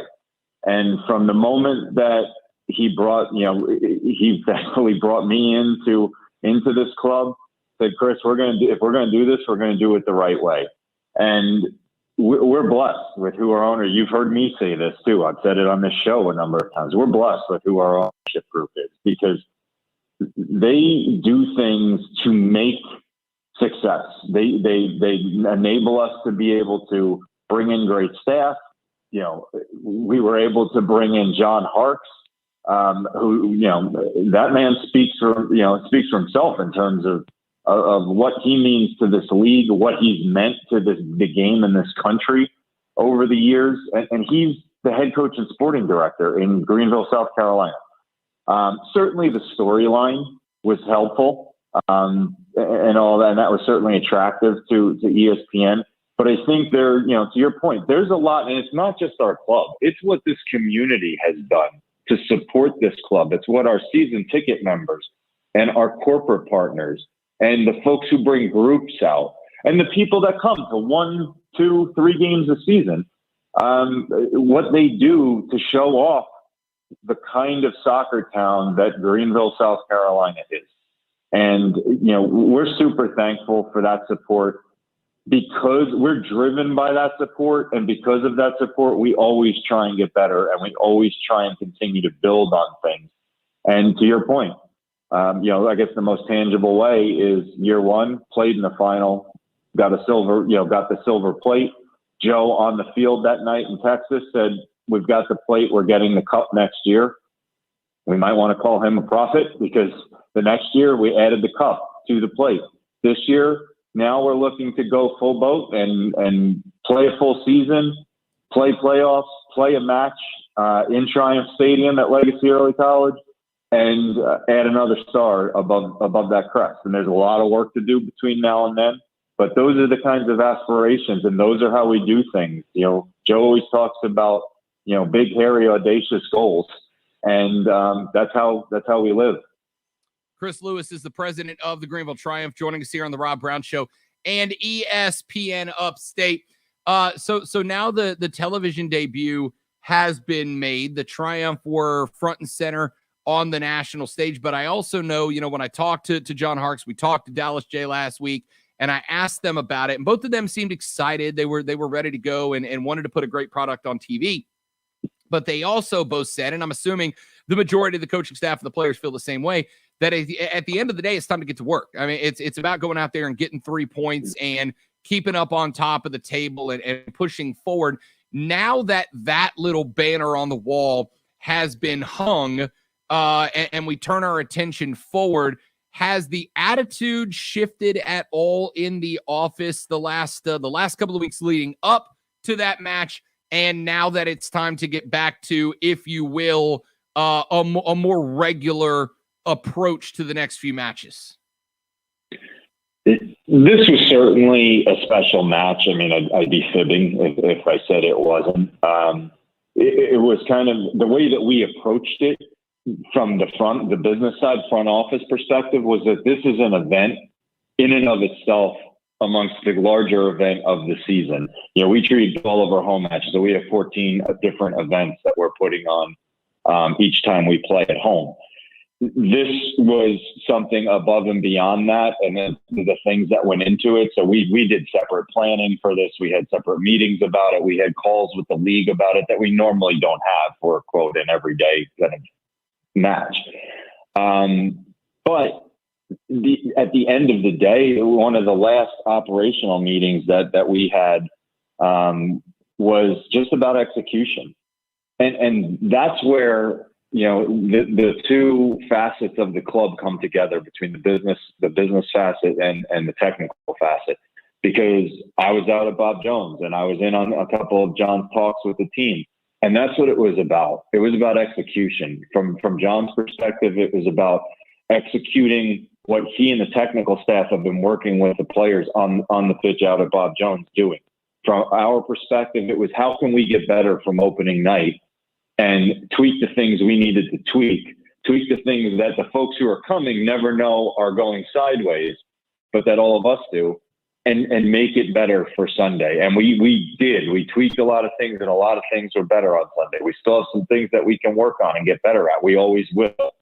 But those two things coming together, it's all about that march to trying to earn a second star above our crest. And that's every facet of the club. And the great thing is, Rob, our fan base and USL League One hasn't even seen our best yet. There's still more to come. I mean, we have guys that are filling in and taking on larger roles, guys like Max Hemmings and Andrew Booth, that are filling large roles because of injury.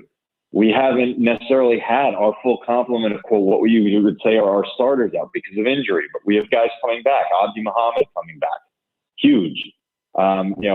Alex Morel is getting closer. Aaron Walker is getting closer. Noah Pilato was out on the pitch, which is huge for us. Guys like Jesus Ibarra coming off the bench and making immediate impact. And then there's folks like Will Mejia and Alan Galavanis that people haven't even seen yet. So there's so much more to come. There's so much more for us to build on. And it's all about doing the work to take advantage when we get those opportunities and have the opportunities going forward. So we're excited about what's to come, but quite honestly, upstate, you haven't seen anything yet. Love it. Love it. As if I didn't need a reason to be more pumped. Chris Lewis, president of the Triumph, joining us here on the Rob Brown Show. A couple more before we cut you loose, Chris. The first I'll ask is this. Are you aware, have the Triumph heard of any discussions about the potential for there to be more nationally televised matches, for the USL League One as a whole, but for Greenville to be featured in any of those? Have we heard anything about that yet? We haven't heard anything specifically about that. The plan going into the season was to try and get at least one USL League One match on linear ESPN. So we checked that box on Sunday afternoon. I would think the feedback that I got from a couple folks I've spoken to at the league has been positive about how it played out and how it looked. I think, as we said, the storylines are going to unfold as the season continues to go on. Hopefully, we're going to be right in the thick. We plan to be right in the thick of the storyline about top of the table and playoff seedings and those kinds of things. So, the hope is we play Omaha again. If, the clubs are in the same position on the table that they're in now with us one and them two, there's a match in October that ESPN may want to find its way out to Omaha for. So, we'll see. But there's any number of other storylines that can come. There are a number of clubs in this league that are very well run and do a great job. So, there's opportunity. Would we love for Greenville to be showcased nationally again? Absolutely, we would. But there's a number of my colleagues and friends in this league who do a terrific job running their clubs, and their clubs are deserving as well. And if we can lift the league as a whole and just get more exposure for the quality that is in USL League One, it's only going to be that much better for the game in this country as we move forward. Chris Lewis of the Greenville Triumph joining us here on the show. Last one, Chris, before we cut you loose. And I know this is probably a little bit more sensitive to ask, but I also feel like I wouldn't be living up to the responsibility of my post because I've had a number of people ask. We know that we were at a COVID capacity crowd this past weekend at that 50% mark. We are watching South Carolina baseball, for instance, is going to 100% capacity. It looks like over at Kiowa at the PGA Championship this weekend, they are going to be close to it. Is there any discussion taking place as to when Legacy Early may go back to a full capacity crowd allowed in? There are discussions internally, certainly almost every day, because we'd like nothing more. I mean, we're not the only ones, but everybody was affected by this global pandemic, and it hit businesses hard, and we're no different than anyone else. So we would like nothing more than to be able to sell 4,000 plus tickets, for the remaining games on our schedule. That said, we want to be responsible. One of the ways that I described the crowd was it looked robust, but not reckless. That's not saying anybody's being reckless doing what they're doing. We are constantly evaluating. We've had communication with the governor's office, and I would say, Rob, that we may start to see some upticks and in our attendance in the coming matches. And then ultimately, I think that we are going to certainly be looking to open up, Triumph Stadium or, full boat as soon as we can do it responsibly and safely, and in line with, all of the local officials and governing bodies on that front. Perfect. Chris Lewis, president of your Greenville Triumph. They draw Union Omaha 1-1 last Sunday at Legacy Early College against the runners-up from last year. Now we get set to turn our attention right down the road to Tormenta FC. This one going to be on the road this Saturday at 7 p.m. It'll be available on the CW 62 right here in the Upstate. Chris, my man, it is as always a pleasure to talk to you, big dog. I appreciate it. And listen, I'm just saying, if you show up at the watch party on Saturday, next one's on me. You're the best. You always give me a reason to go out of my house. I mean, if beer is a reason, I can provide. The great Chris Lewis joining us here on the show. Appreciate his time as always. Let's take a break. We are back after this on the Rob Brown Show and ESPN Upstate. The Rob Brown Show. Listen on your Amazon or Google.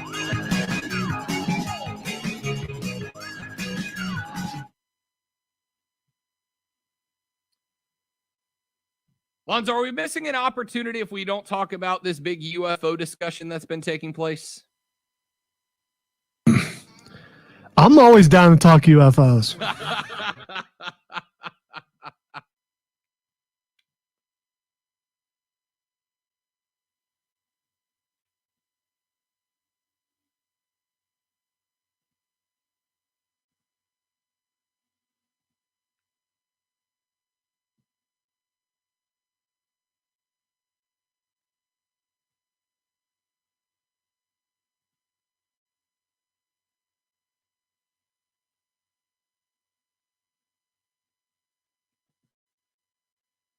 Josh, if you missed the interview, I am going to repost it after the show is over on our Twitter and Facebook pages. So don't worry about that. I will get that interview posted for you this afternoon, and you'll be able to go back and listen to it for sure. I know a lot of folks can't listen the whole 3 hours during lunch, so I try to make the interviews available right after the show's over. So check it out. Facebook.com/ESPN Upstate, Twitter.com/ESPN Upstate, and my Twitter page at The Rob Brown Show. And I will get that interview posted up for you probably within an hour after the show is over.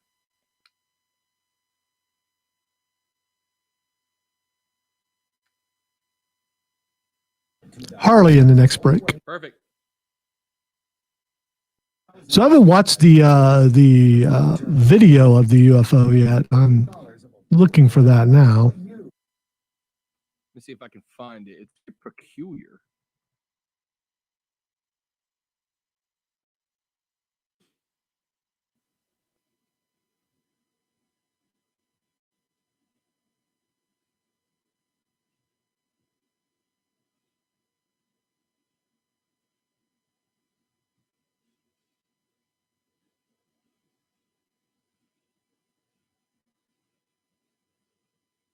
I found it on IGN. I'm just kind of waiting for the commercials to be over to see it.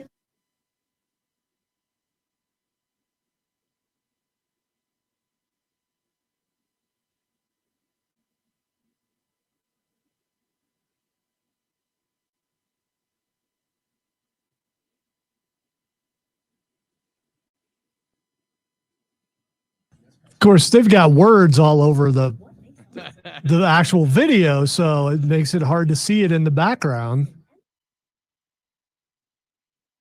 UAP is the new term. What does UAP stand for? Unidentified aerial phenomenon. Gotcha. Why did we change that? Unidentified flying object is like pretty standard, and UFO does not by definition mean alien spacecraft, right? It's just anything that you see in the sky that isn't recognizable is unidentified or UFO by definition. Yeah, and do they concern UFO or consider UFOs and UAPs different things? I guess that's my question. Like, is UAP different than UFO? Sounds like the same thing to me. It's the same. We're overcomplicating here. Like if I go outside and I throw a rock over your house and you don't immediately identify it as a rock, then by definition it is an unidentified flying object. Yeah, but you put phenomenon in there or whatever it is, whatever the P stands for. It sounds more fancy, more scientific, I guess.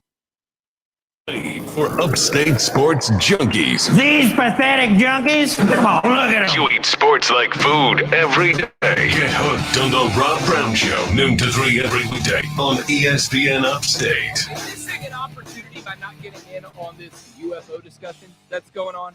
Are we getting? Mark did like a full segment on it the other day. He is fascinated by this. I asked Lonzo during the break if we were missing an opportunity to discuss these UFOs that have been popping up.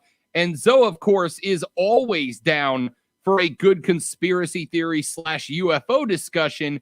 I have not been following it nearly as clearly as Mark has, and I'm assuming the same for Lonzo.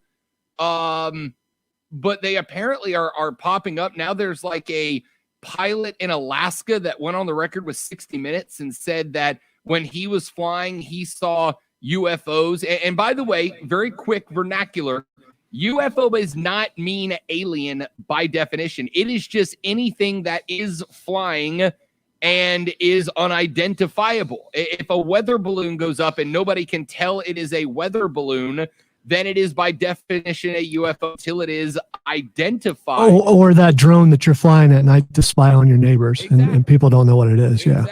Exactly. I mean, I remember when the drone phenomenon, because you can basically buy a drone off the internet for a couple $100 that goes like hundreds of feet in the air. And when people didn't know what these things were, they were by definition UFOs, unidentified flying objects. Does not mean extraterrestrial in origin. But were they UAPs? Which is what? Unidentified aerial phenomena? Is that what we're going with? I struggle with phenomena because I don't believe I'm saying it right, but it's kind of like ideal. So you don't want to put the N on the end, right? It's either phenomena or phenomenon. The definition of phenomenon is a fact or situation that is observed to exist or happen, especially one whose cause or explanation is in question. That is a phenomenon. Like The Undertaker. Yes, the phenom. A phenomena is just the plural of phenomenon. Phenomenon is the singular, phenomena is the plural of phenomenon. I'm waiting for you to do that song that I hate, that I absolutely hate. Phenomenon. No. That what song then? That no. That is the song, and I hate that song. I had nightmares with that song in the background as a kid. Phenomenon. All right. So the question obviously, are these alien in nature? Zoe, chances that these are indeed alien extraterrestrial in nature. You want a percentage? Yeah, percentage. I'm going to go 85% because I believe that there is life on other planets. So, So I also believe, I think it's a very arrogant thought to look out at the cosmos, which we cannot even come close to seeing a fraction of a percentage of, and not think that abiogenesis and evolution has taken place on other planets, right? I mean, even if it's a 1 in 100 billion chance, there are hundreds of billions of planets out there, and billions of those are within the habitable zones for life as we know it. And that's not disqualifying the chance that there is life out there. That is not life as we know it, that has been evolved to live in harsh situations. Vulcans are flying by just waiting for us to achieve warp speed, and then they will contact us. Yeah, and there's a very popular theory out there. You know what? Screw it. Let's take a break. Let's come back, and we will have like 2 minutes to break this down, because I it's super interesting to me. Rob Brown, Lonzo, you, ESPN Upstate. Harley. The Rob Brown Show. Listen on your Amazon or Google smart speaker. Just say, play ESPN Upstate. Harley Davidson of Greenville wants you on the road and on a new rig, which is why right now, if you bring in your old ride and trade it in towards a new 2021 Harley, you are going to get up to 120% of NADA value. That's right. They will give you 20% more than the NADA value on your old ride to trade up towards a new 2021 Harley Davidson with the new finishes, the new colors, the new features, the new gizmos and gadgets. I promise you, ladies and gentlemen, I've been riding for years. There is nothing more freeing than tearing up the roads of the upstate on a brand new Harley Davidson. I promise you, it is one of the best investments you will ever make in yourself. When I have a tough day, there is nothing I love more than getting done, tossing on the helmet, jumping on the back of the rig, and heading up into the mountains or riding the interstate from here to Clemson or South Carolina and back, heading up to the Blue Ridge. You cannot beat it. It will clear your mind like nothing else. It is a blast, and you will love it. I guarantee you. Plus, May is Ladies Month. You're not getting a day, ladies. You're getting the whole month at Harley Davidson of Greenville. Purchase any piece of female apparel or equipment and get the second at 25% off. And don't forget, coming up on the 23rd, there is that ladies-only ride taking place, sponsored by Harley Davidson of Greenville. See the entire inventory online at upstateharley.com or visit their incredibly beautiful showroom at 30 Chrome Drive, upstateharley.com. It is Harley Davidson of Greenville.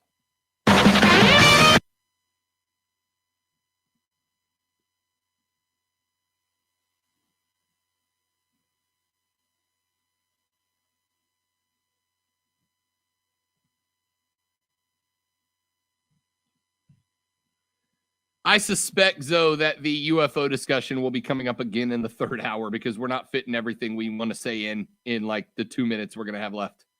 And that's okay with me. I'm sitting here thinking, why is it UFOs in one place and UAPs someplace?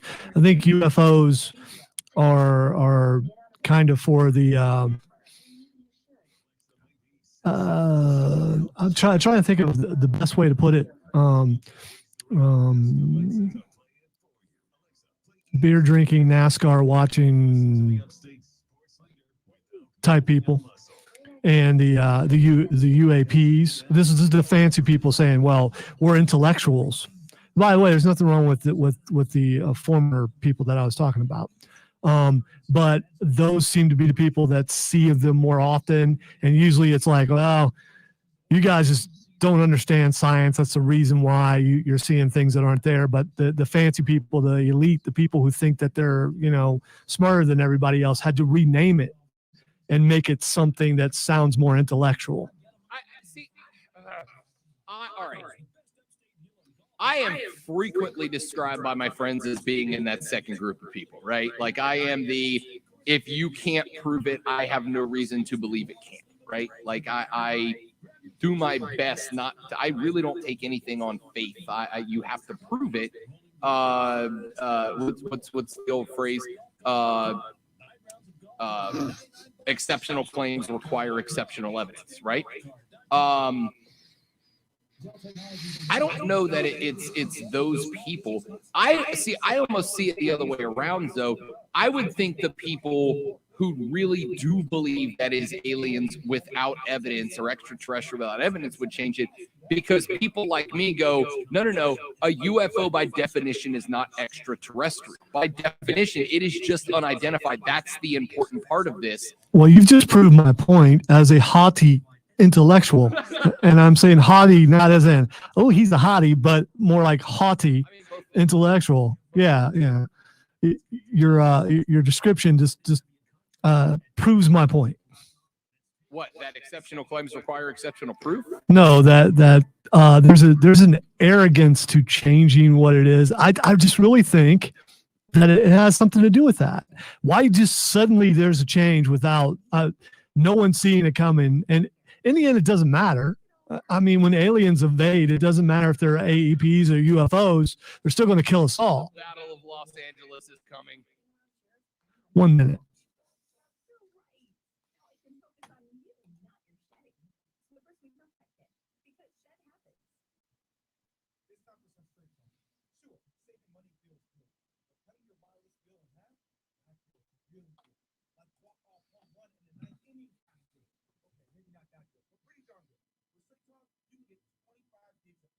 So according to Lonzo, I am a haughty, arrogant intellectual.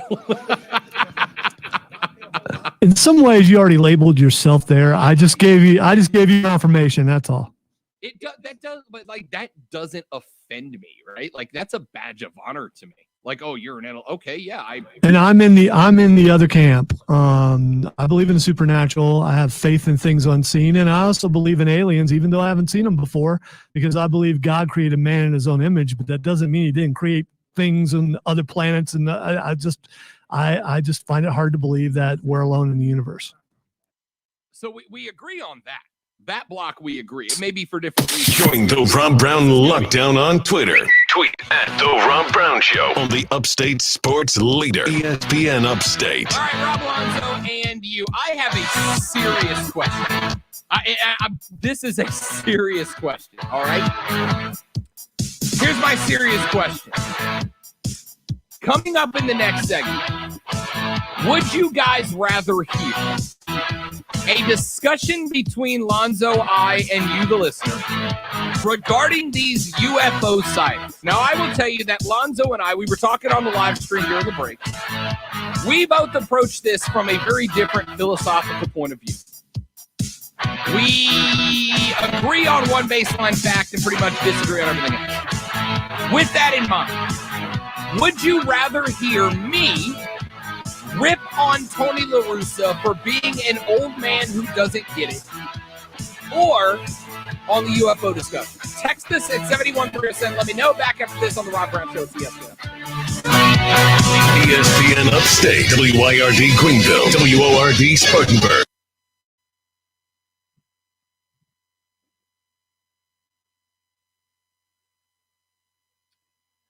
I have a sincere question for all of you watching and you, Lonzo.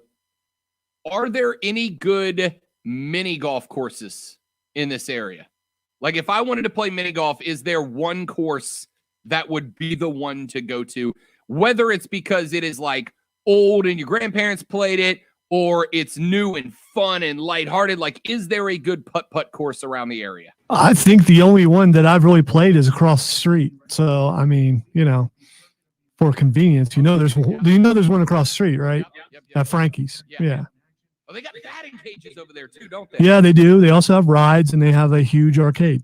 When I get back in studio, Lonzo, there are going to be days where you and I are going to finish the show and take our lunch break by heading over to the batting cages for an hour.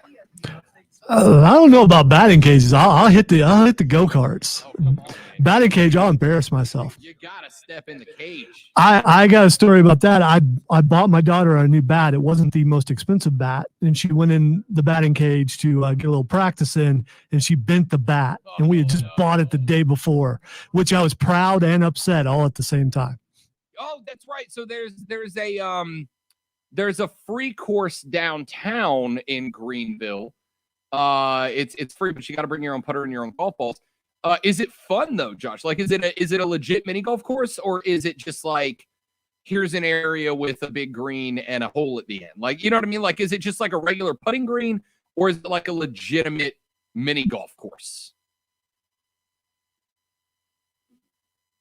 I mean, if it's just a putting green, I'll head down to the golf course and get some actual putting practice in it. And is it like a mini? Like, when I say mini golf, you know what I mean when I say mini golf, right? So like with the big windmill. And yeah, absolutely. The levers and all. We're Happy Gilmore learned how to putt. Right. Yeah, I'm talking like, is there like a Happy Gilmore course, or is it like just a bunch of flat spaces between the tee box and the hole? Well, I can tell you the place across the street is more like a Happy Gilmore type thing. Yeah, so that's what I'm looking for. I'm looking for that. I want to get some putt-putt golf in.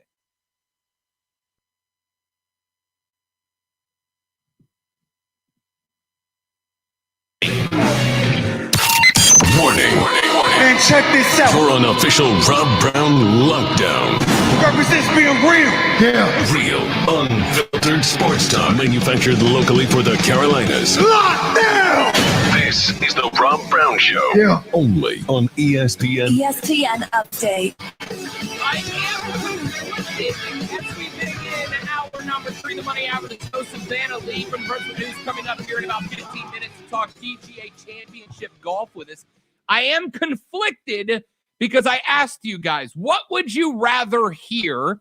A discussion between Lonzo and I about these UFOs everywhere, or my takedown of Tony La Russa because he's an old man who doesn't get it? Which one of those is more entertaining to you? The text line, Lonzo, the text line comes in and it's about 60-40 in favor of the UFOs. But the folks who wrote in with asking for the La Russa story are way more complimentary, right? Hurricane Jeff says, go with the La Russa story. Your rants are not only humorous, but the stuff of legends. By the way, Lonzo, great job on the Between the Segments music. Flattery, Lonzo, in my life with me, flattery will get you literally everywhere. Like literally, it just made me feel better about my life, and I will, hey, man. I will do anything. I would say don't get played by the audience, but in the end, they're right about all the accounts that they just gave. But what I don't understand is why we can't just talk about one here, and then after Savannah, there's a little segment in there that we can throw something out. So there's time enough in this hour to do both, I believe. That's true. Yes. All right. So let's do this. Let's do the UFOs here, then Savannah Leigh to talk PGA Championship, then La Russa takedown, then Twitter trending topics. That's our show. Congratulations, it's scheduled. All right. So there are a couple of things that I find important before we have a discussion like this. And I will tell you, ladies and gentlemen, that Lonzo and I come from this from very different philosophical backgrounds when we talk about this. And for the record, I'm not doing this segment with like humorous intent. All right. Like I'm not setting myself up for a joke that will have a payoff at the end. I'm really intrigued. So here's the background on it. First and foremost, I think it is important that we lay down a definition. So when I say UFO, I mean it by the literal sense of unidentified flying object. That's it. It could be man-made. It could be extraterrestrial. It could be completely natural. And we just don't know what it is. Therefore, by definition, it is unidentified. If we are going to refer to an extraterrestrial object, Lonzo, I say that we must label it as extraterrestrial object when we're talking about a foreign alien object. And I disagree. I think I'm guessing here, but the majority of people, when they hear UFO, the first thing they think is alien. All right. So then for the sake of conversation, even though UFO means unidentified regardless of origin, so we will then, from this point forward, we will not use the term UFO. We will use either man-made or natural object, or extraterrestrial object, or supernatural object, to be specific about what we're talking about. I also find it important when you have a discussion that has a philosophical difference in it, to at least found a foundation to work off on. Lonzo and I have one agreement in this conversation, and our one agreement is that we both believe that it is more than likely that there is life outside of planet Earth somewhere in the cosmos, right? So we're on the same page with that element, correct, Lonzo? You are definitely correct. All right, so there's our foundation, and there's our agreement for terms and definitions. So we have got, in the past week or so, we have got reports and video of unidentified flying objects that may be man-made, they may be natural, and they may be extraterrestrial. We don't know which one. So by definition, UFOs. There are many theories that are going around about them, that they are technology of either American or international origin that we do not know about, and the genesis of the UFO discussion is because it is easier for the origin government, the creators of this technology, to have us believe that they are UFOs of extraterrestrial origin than it is to let the people know what we really have here in terms of tech, right? We know the military is decades ahead of us in available technology, and it's usually years before the technology that is cutting edge today in the military becomes mainstream consumer technology to us down the road. The second theory is that it is indeed of extraterrestrial origin. There are visitors from other parts of the cosmos that are here to pay a visit to us. And the third is where I have my foot, which is I don't know, and I don't have any reason to say that I know or believe what these things are. Here's where I come from, Lonzo, and then I want your reaction. I do believe that there is life elsewhere in the cosmos. There are hundreds of billions of stars with hundreds and hundreds of billions of planets across the cosmos. And the universe is roughly 14 to 16 billion years old, roughly, give or take, based on the best ways that we have to measure the age of the universe. If life began on another planet elsewhere billions of years ago, there is the chance that they are so elevated in technology that they have figured out close to light speed travel and could therefore travel the cosmos in ways that we as human beings cannot do yet. We're pretty much limited to a couple of planets within our local neighborhood, right? That is a possibility that I acknowledge. However, there is nothing more than fuzzy evidence that these could be extraterrestrial. I'm not eliminating the chance. And I'm not saying that something being more probable makes it more likely that it is. I mean, it is by definition more likely the actual cause of this. But I'm going to say, Lonzo, that my camp falls in it is likely some sort of man-made technology from either our government or another that is being kept under wraps. And it is easier for those world governments to let us believe that it is extraterrestrial than to be forced to come out and say, hey, we have all this technology that would make our lives so much easier, but we're not ready to disseminate it yet because it's better as a war-fighting instrument than it is. It gives us an advantage to stay over our enemies on cutting-edge technology. I don't eliminate the chance that it is extraterrestrial, Lonzo, but I would need more evidence to believe that it is, whereas throughout our entire lives, we have seen one year somebody comes out with, oh, look at this weird triangle-shaped thing flying off the Gulf Coast of Florida, and then 3 years later, we find out it's a B-117 stealth bomber. That's what it was, and they just hadn't revealed it to the public yet. That has actually happened, which is why my chips are in that particular basket, that these are not extraterrestrial. It is some sort of man-made tech that the government of origin is not yet ready to reveal to the public, so they're happy to let us believe that is extraterrestrial or supernatural, because it's easier to control that than it is to say, yeah, we got this super sweet tech that if we gave it to you, life would be better, but we don't want to. All right, more than likely, you're right that it is that, and that makes sense. But also think of it from a different angle, and this is how I look at it. If they were to, I mean, I don't want to quote Men in Black because I can't do it exactly, but well, the theme song is one thing, but when Kay is talking to Jay and telling him that, talking about the difference between people, and if you come right out and say aliens exist, there's going to be some panic. Oh yeah. And there are people looking for a reason to do some stupid things, and they will.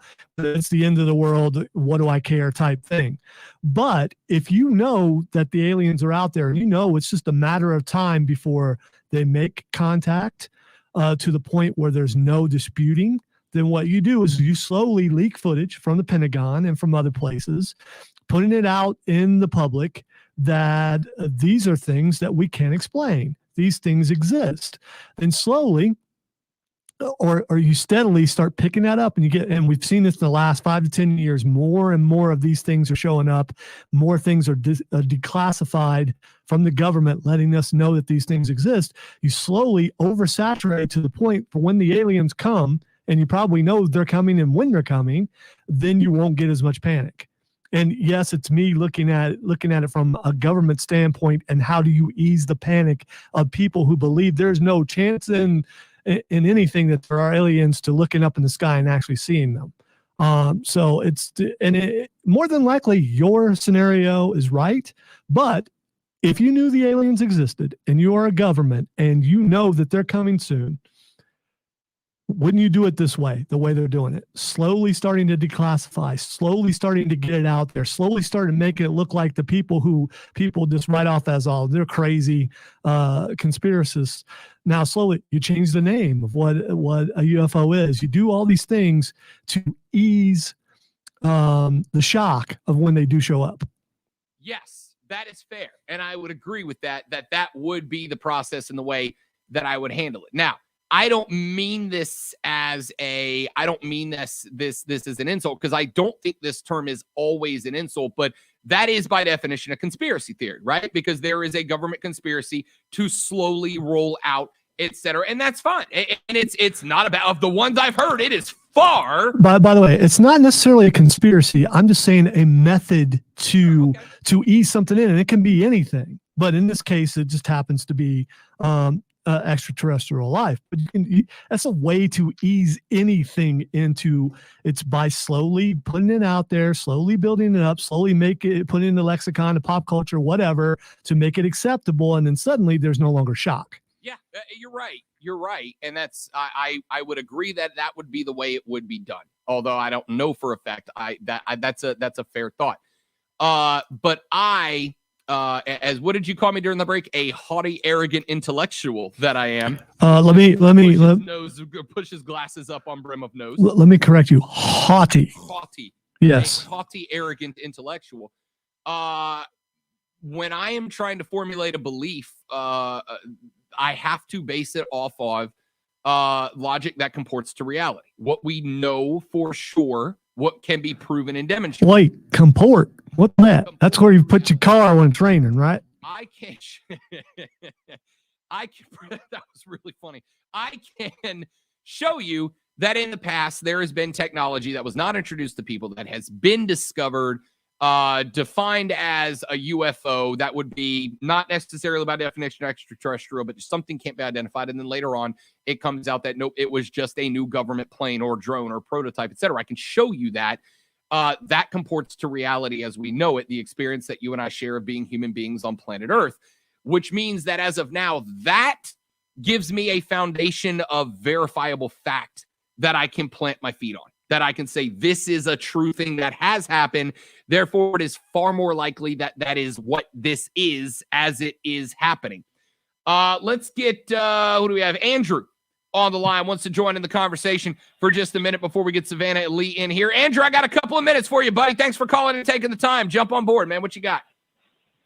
Hey, I'm here with my wife, Allison. Hey, we are on board with you. Like, this is an unidentified flying object. We're not saying anything about aliens, but we were down at Edisto Beach about 3 weeks ago. We saw multiple objects, and they basically had the shape of what looked like 4 afterburners, like you would see on the tail end of a fighter plane, but they were coming in different directions. And I'll let my wife explain that. And by the way, the odds in Vegas on us finding aliens this year went way down, if you noticed that. But I'll let my wife explain it to you. Okay, real quick. I got about a minute left. I definitely want to hear it real quick. Yeah, these things were moving in not in a fashion that you would expect from jet fighters or whatever kind of commercial airlines. They were moving up and down. They were coming in and out of sight. We were the only people to see them. Yeah, we actually, an 8-year-old also saw them, and some fellow campers too. We were watching the moon rise over the ocean, and so we were already focused on the sky, which not many people are right these days. So we saw all this, and I think it happened about over the space of about half an hour. Yes. So we've never experienced anything like this before. We've never seen UFOs before.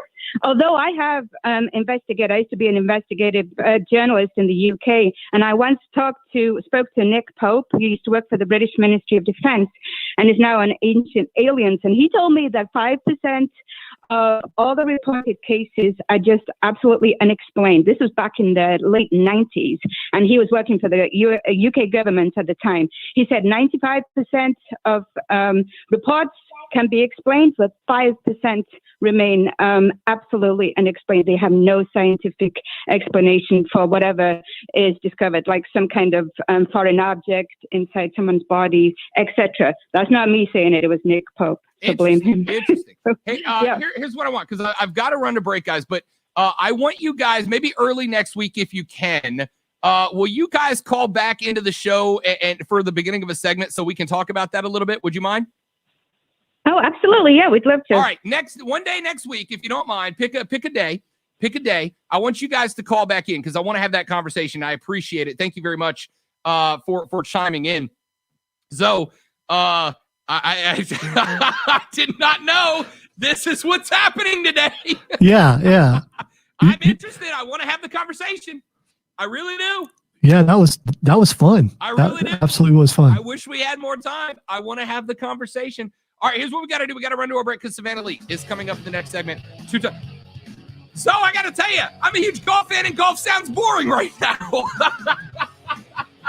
It's not the PGA, which, by the way, they said they were at Edisto Beach. They said they were at Edisto Beach in South Carolina, Alonso. Edisto. Yeah. Edisto Beach. See, there we go again.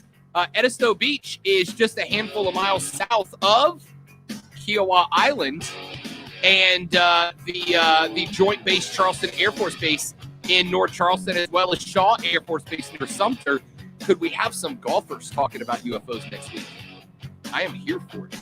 Savannah Leigh joins us in the next segment of the Rob Brown Show. It's ESPN Upstate.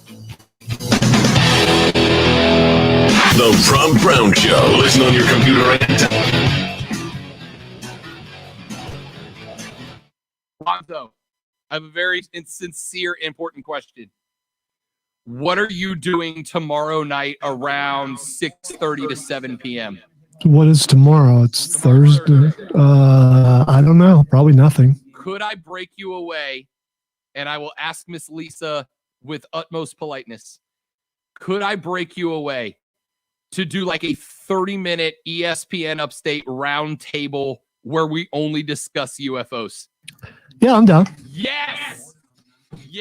All right. I also plan on continuing this discussion Saturday night. So, yeah. Can I come on your show Saturday night? You are always welcome to come on my show. I very may well come on your show because we have some crossover, but audiences are fairly different, and hearing the reaction from two different audiences is a lot of fun. I may very well join you on Saturday evening if you don't mind. Because this why is it so entertaining to me? Here's the thing, and send me her number, by the way. Anytime you see me on Saturday night on StreamYard, which you will every Saturday night.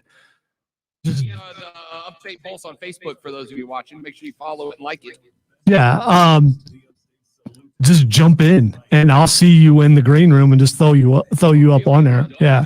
That's always. It doesn't matter what we're talking about. You can jump in.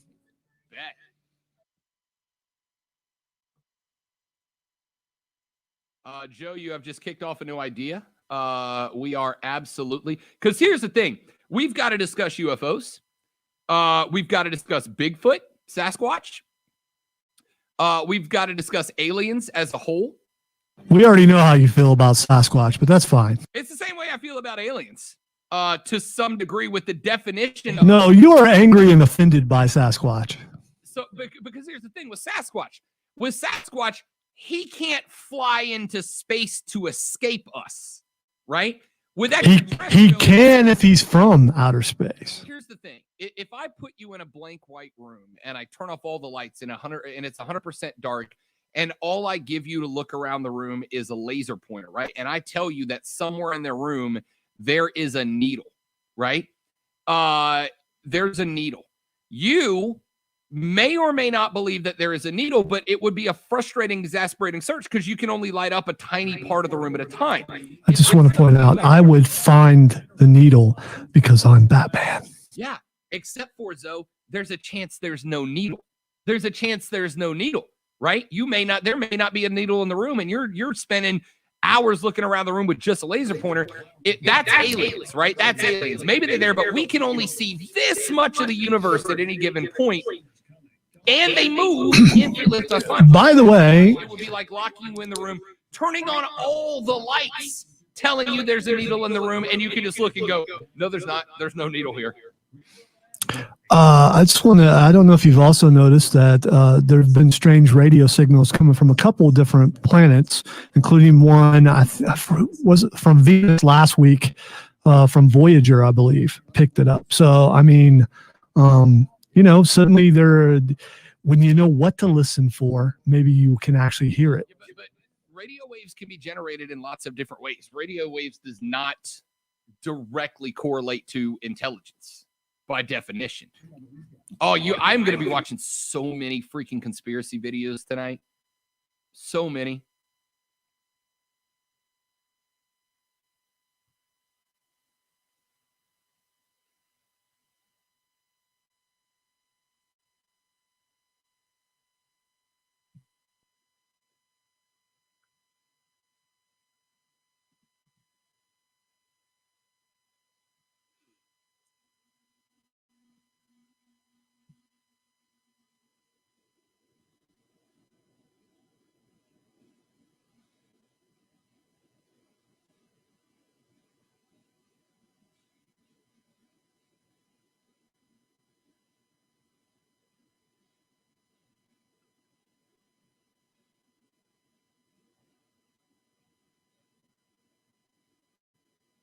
Savannah standing by. Perfect.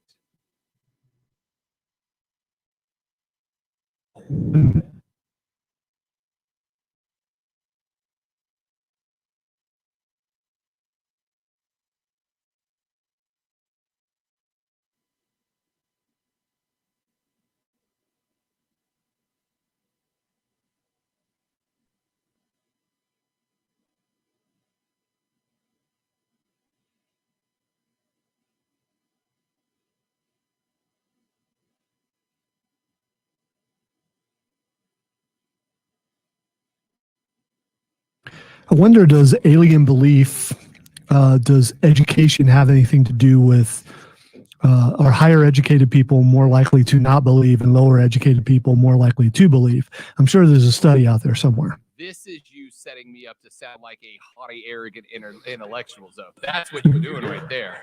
You don't need no help for that. Now you're making me sound like a jerk. 20 seconds.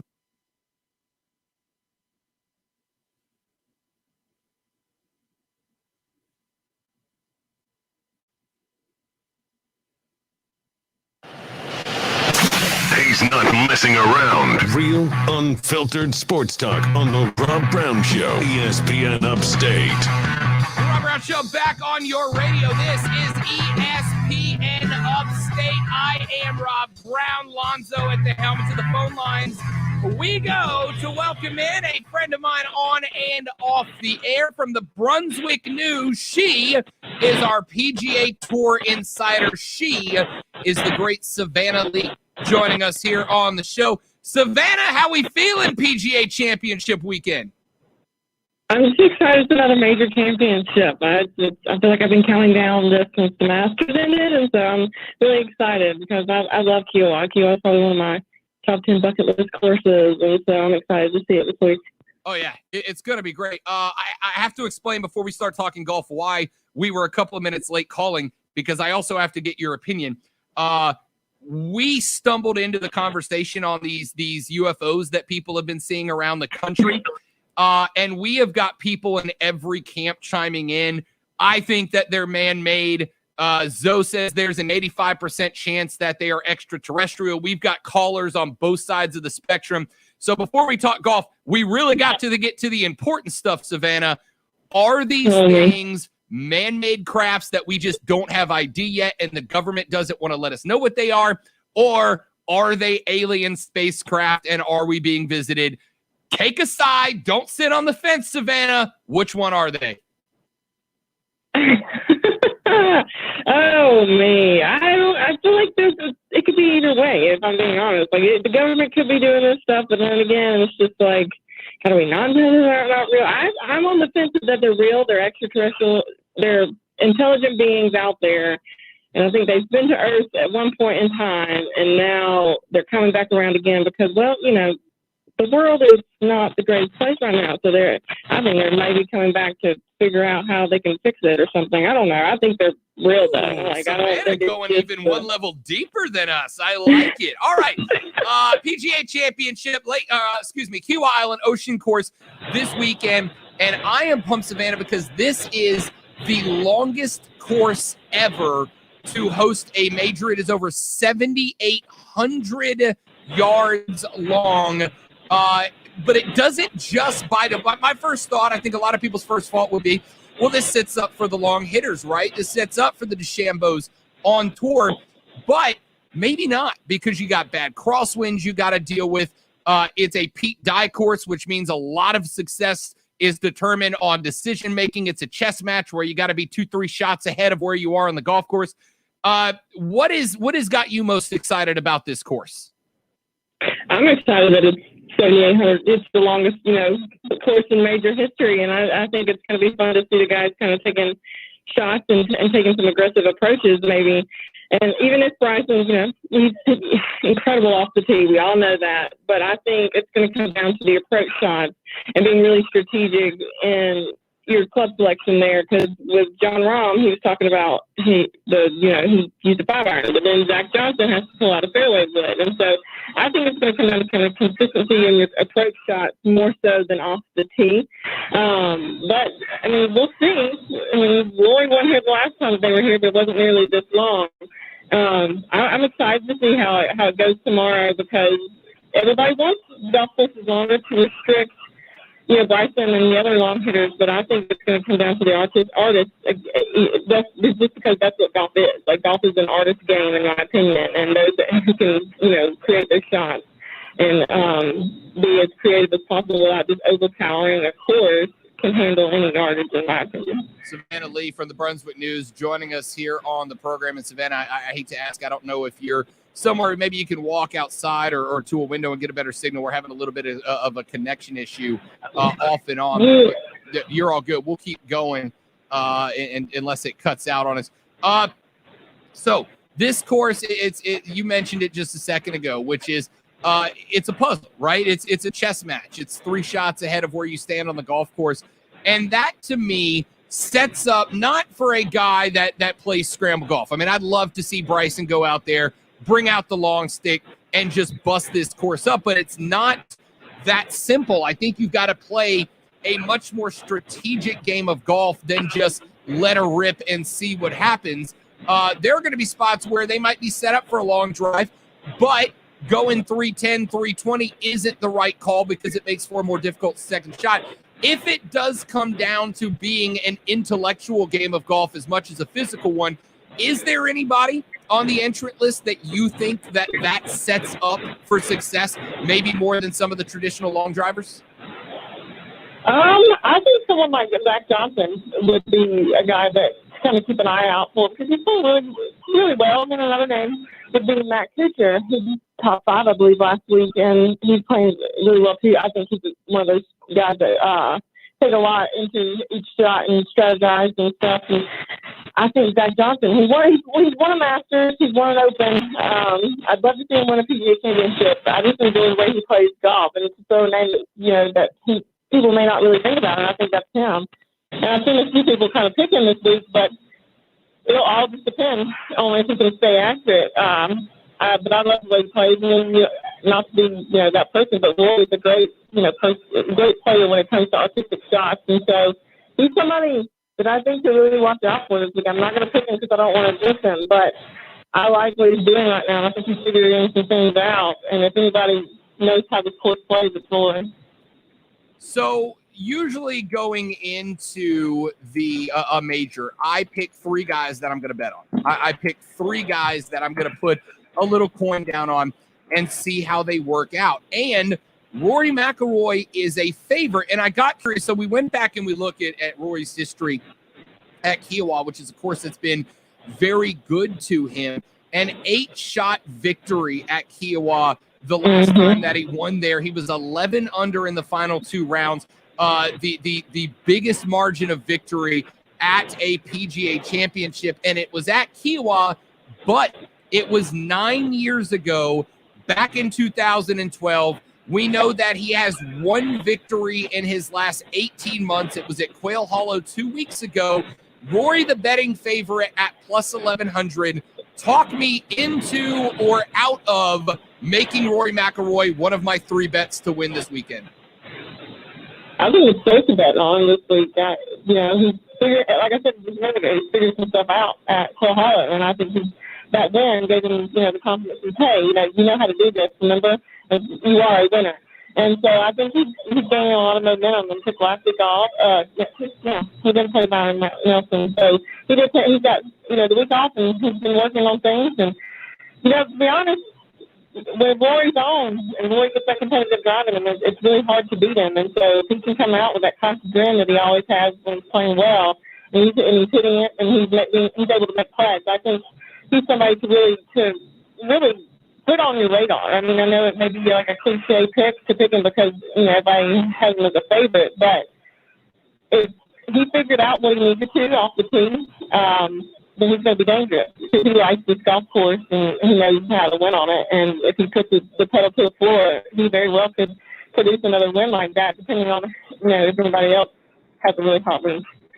Savannah Leigh from the Brunswick News is our PGA Tour insider joining us here on the Rob Brown Show and ESPN Upstate. All right, a sentimental favorite from right down the road from us, Columbia, South Carolina, comes Dustin Johnson. But DJ's been dealing with a bit of a knee injury, pulled out of last week's Byron Nelson because of discomfort in the knee. Of course, he won the Masters, putting on the green jacket in the fall of last year in the COVID-delayed 2020 Masters, but he hasn't really been himself this year. I'm sure he would love to get one more trophy in a major, especially getting to do it in his home state of South Carolina, but he would have to get it turned around in order to make it there.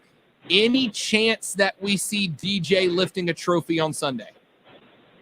That's the cool thing about golf. I think anybody in the field is more than capable of winning this championship. And so if he comes out hot and he's able to make the shots that he needs to, and his putting is where it's supposed to be, or where it was when he was, went down that stretch towards the end of last season, I think he could be definitely somebody. He's long enough off the tee to where he can be a little bit more artistic in those second shots and not have to worry about too much of using a fairway wood. He can automatically go to those irons depending on the hole and everything. But when he's on, he's another guy like Rory that he can be just as dangerous as he wants to be. It all depends on how. I think it's good. If he does well day one, he would be somebody that I would definitely keep an eye out for on the weekend. All right, last one I'm going to ask you about, and I'm obligated to every time we talk. Those are 2 guys I'm considering. The third guy I'm considering putting some change down on is Bryson DeChambeau, leading the tour in driving distance. If his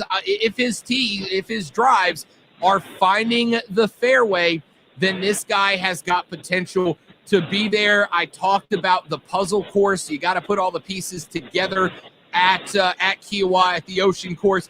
But Winged Foot is the same way. Winged Foot is set up the exact same way. Accuracy and strategy are awarded there. And he won the U.S. Open in 2020 at Winged Foot by 6 shots. If you can win at Winged Foot, you can win at the Ocean course. Can Bryson shock me and upset you by being there on Sunday in competition? I mean, yeah, he's definitely somebody that could put it together, but he's got to be able to do it every aspect of his game. It can't just, he's great off the tee. We all know that, but the last couple of weeks that I've watched him, his putting is not as strong as it was when he won, or down, and even at Arnold Palmer when he won there too. Like that's one of the things that I really gave him credit on was his putting and his short game because he you could tell he worked on it. Well, last couple of weeks, it hasn't been the greatest. You know, he's pulled a bunch of putts and he's even pushed a few of them where I'm just like, dude, what are you doing? There's a couple that he just smoked by the hole last week in Texas, and I was just like, it's all about touch, buddy. Like, let's, you know, what happened to that great putting that you had, you know, about a month or so ago? And I just think that that's kind of what we've grown to expect from him. We know that he's long off the tee and he can do that, but when it gets to the shorter range shots, he's kind of all over the place. So if he can put it together, he's definitely somebody that could run away with this tournament. But it's going to come down to if he can mentally hold it together, because we all see if he has a bad shot, it kind of goes to his head, and he either can move past it or it impacts the rest of his round.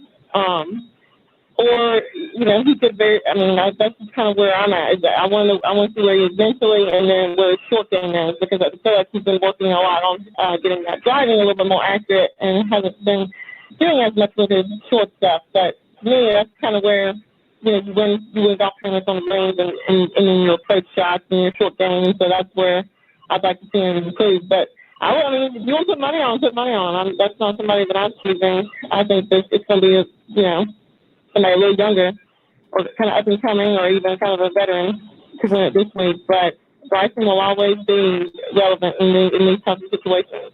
Savannah Leigh is from the Brunswick News. You can follow her on Twitter at SportsGirlSL, a must follow as we head into PGA Championship weekend. We'll have her back on Monday to do a breakdown of the tournament. Savannah, hey, congratulations and good luck on that thing we were talking about earlier. And, man, I'm looking forward to some good news. I appreciate it. Yes, sir. Thank you. I appreciate you. Always. Savannah Leigh at SportsGirlSL on Twitter. Quick break. We're back after this. Rob, Lonzo, you, ESPN Upstate.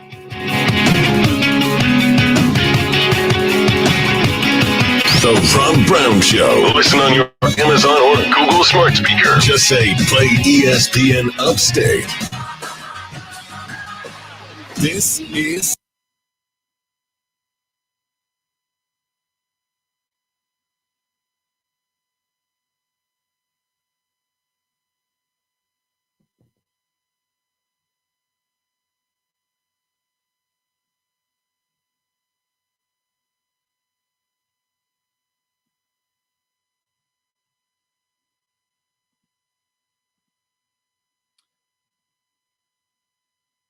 Yeah, I think Savannah was in the process of getting beamed up when we got her on the show. It's unfortunate. And it's one of those things that it's like we maybe could have reconnected the signal, but at the same time, I've done that in the past and had situations where we've gone to reset the signal and then you can't get them back. And it's a pain in the butt.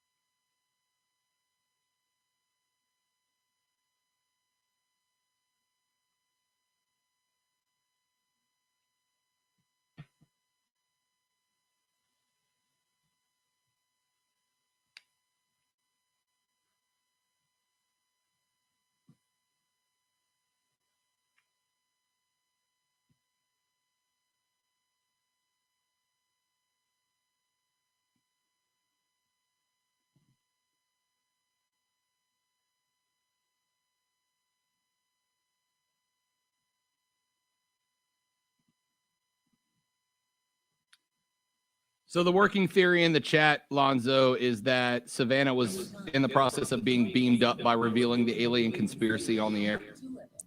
Yeah, I was also thinking the same thing.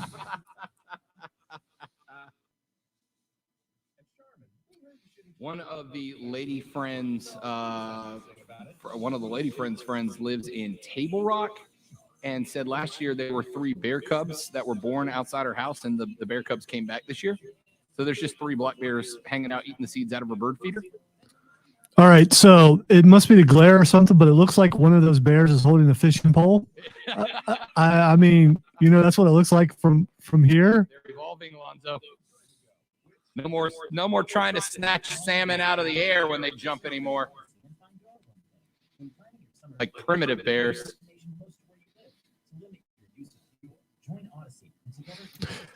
Or maybe he's a frequent viewer of Diesel's fishing show. Oh, that's true.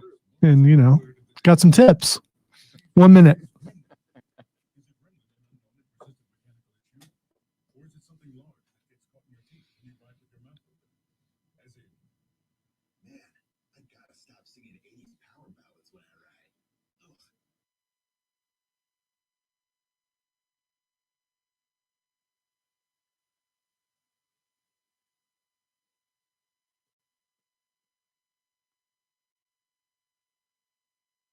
Thirty seconds.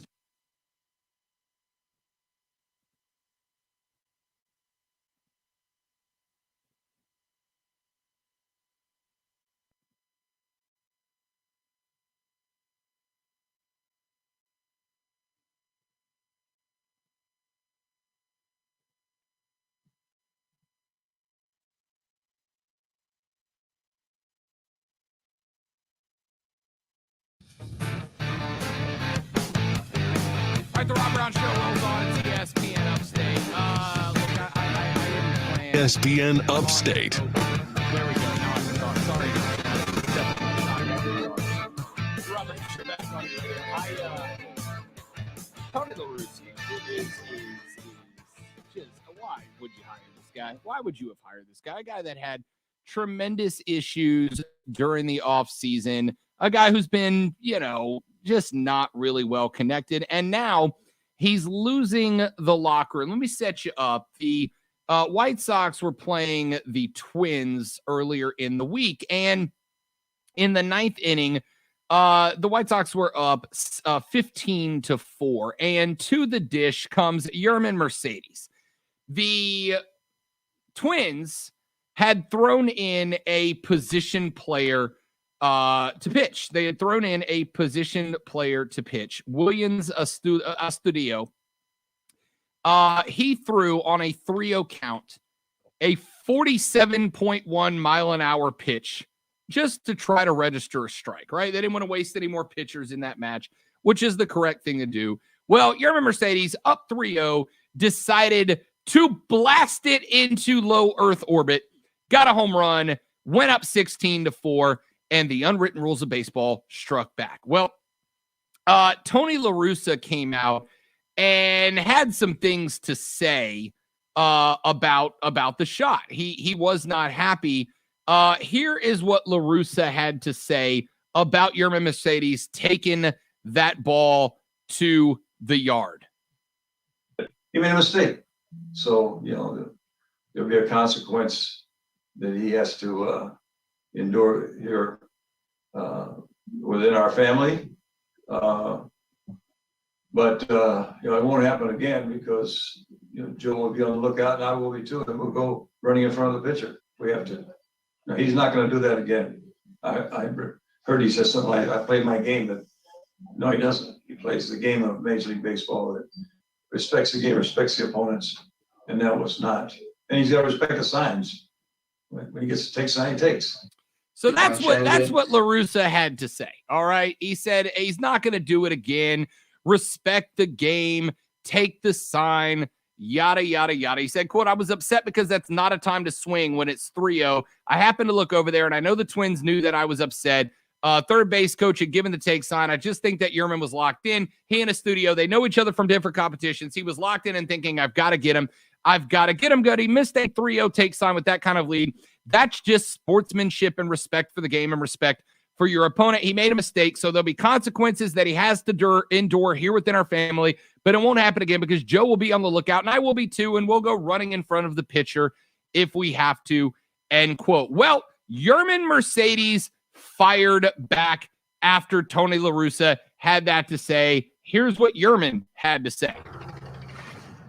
I'm going to play like that, I'm Yermin. I can be a 100%, because if I'm changing, everything's gonna change it. Everything was good. Some of my teammates talked with me. Just be relaxed. Everything was good. Everything's good. Just doing you. We're good. We're good. Just about the time the guys told me to pitch, I ran. Yermin said, I'm always doing Yermin. For that reason, I'm right here, right now. So I'm not Yermin if I don't do it. Nobody wants to talk to me. Nobody wants to know what I need to do or what I am doing. Keep working. Keep doing that. If I change, everything's going to change. Everything was good. Some of my teammates talk with me. Just be relaxed. Everything was good. Everything was great. We're good. We're good, end quote. So La Russa was upset that he swung at a 47-mile-an-hour pitch right down the pipe when the White Sox were up 15-4 and took them deep and went up 16. I have news for you. Nobody keeps track of how many times did you respect the other pitcher when contract time comes due. They keep track of what was the BA, how many home runs did you hit, how many RBIs did you get, etc. Yermin went dish on a foot. Listen, if I got one bat at the MLB level and they threw me a 47-mile-an-hour pitch, I'd be doing everything I had to crush if I was up 99-0 in that game. So if you can't stop me from scoring, that's on you. That's not on me. Shut up. If your team's not good enough to beat my team, that's your fault. Too bad. If the ball's down the middle and you got a chance to rock it out of the park, hit the ball. Who cares what other people think? Thank you, Lonzo. Thank you so much for being spot on accurate. Thank you. If they don't want me hitting dingers up 15-4, then don't bring in a position player who is only going to chunk it 47.1 miles an hour across the heart of the dish, because I am going to hit that thing into Canada if I can get a hold of it. All right. Tony La Russa sounds like just a I'm sorry to say, just a codger, man. Just an old guy. I promise you, when Yermin Mercedes' contract comes up and it's time for him to sign a new deal, the more home runs there are attached to his name, the more money he is going to get. And stop with this. And pitchers got to stop this crap too. You got to respect the pitcher. No, I don't. I respect him if he puts a K next to my name and sends me back to the dish. I don't think that an outfielder player like Astudillo is going to come in and go, you know what? I'm going for 6 Ks in the back. They know what's about to happen to them. They're just going to go to try get out there, get some guys to put the ball on the grass, ground out, and end the game. If you don't want me going yard, then sit me down. It's really, really simple. Tony La Russa is so out of touch. He's shown it all season long. He continues to show it. The White Sox ought to be a contender this year, and they won't be because La Russa is so concerned with the image and respect and the love of the game and all that he's not managing his baseball team. And it's a disappointment, man. It's a disappointment. It's doing damage to what should have been a great legacy for Tony La Russa to just walk away from the game, man. Just walk away being Tony La Russa. But instead of getting Tony La Russa, we get this old manager who has the old unwritten rules of baseball mattering more than what the guys on the pitch are doing. And it's ridiculous. You don't want him going yard.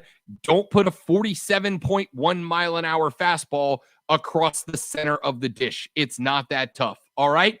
Send in a relief. Understand you're going to waste the pitcher. If you throw in a position player, you expect to get touched up. And here's the fun thing. You know what La Russa told him?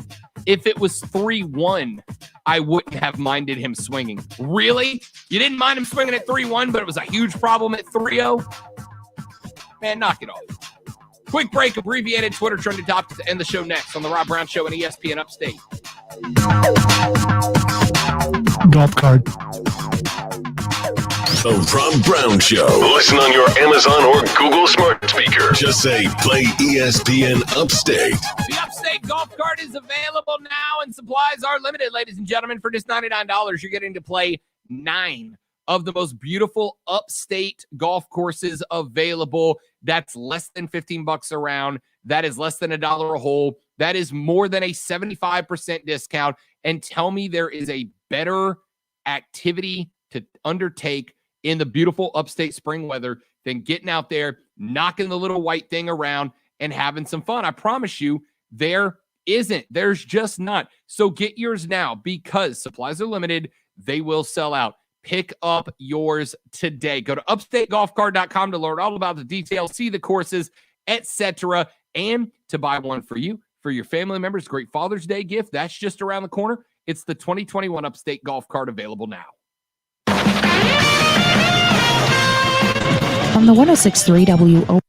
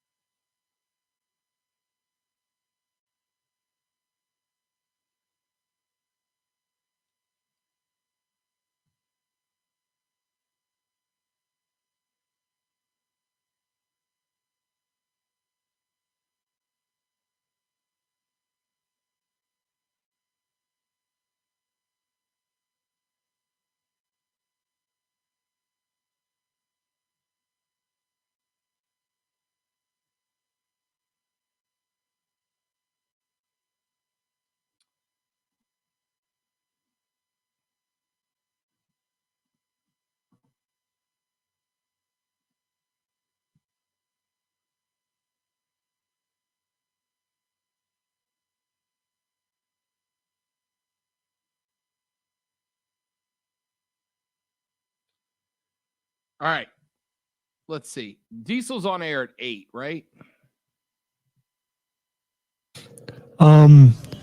Sure. I would love to be able to do it with all 4s. See, I say that because how radio works sometimes. Oh, I get what you're saying. Yes. I get what you're saying.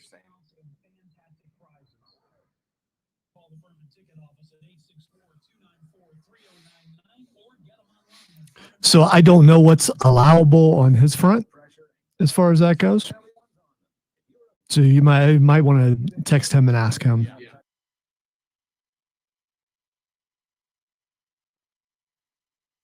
Have you read his bio on the planet? No. Here's the middle paragraph. I've known him for a really long time. Why do I need to read about who he is? Fair. On the planet, his second paragraph intro sentence is, now I'm into anything exceedingly manly, quote, end quote. What a coincidence that he's on the Man Show with the guy who's probably listening right now, who has been to Manley Street, and we've all seen it. I'm passionate about working out and being fit. I spend my recreational time building and babying my Jeep as well as playing classic video games. Wait, how long is his bio? Like 3 paragraphs. Wow. Let's see. He says, and I'm not making fun of his bio because mine's ridiculous. Mine's absolutely ridiculous. But I do love that he included all things manly, ... playing classic video games. So see, He's just quietly on the nerd wagon. Yeah, well, he's more so than he lets on. And I don't even have a bio, so it must be nice. You have a bio. It's all right. I've had a bio in the past. They put it up there, they take it down. They put it up and take it down. It's fine. You don't have a bio for the other station? I did at one time. I don't believe I do now. No. All things Lonzo are hidden. They're there. You just gotta look for them. I probably do. I may have a bio on. No, I doubt it. I'll have to go look now. I've actually written my bio before, but that was 2 decades ago. Twitter trending topics.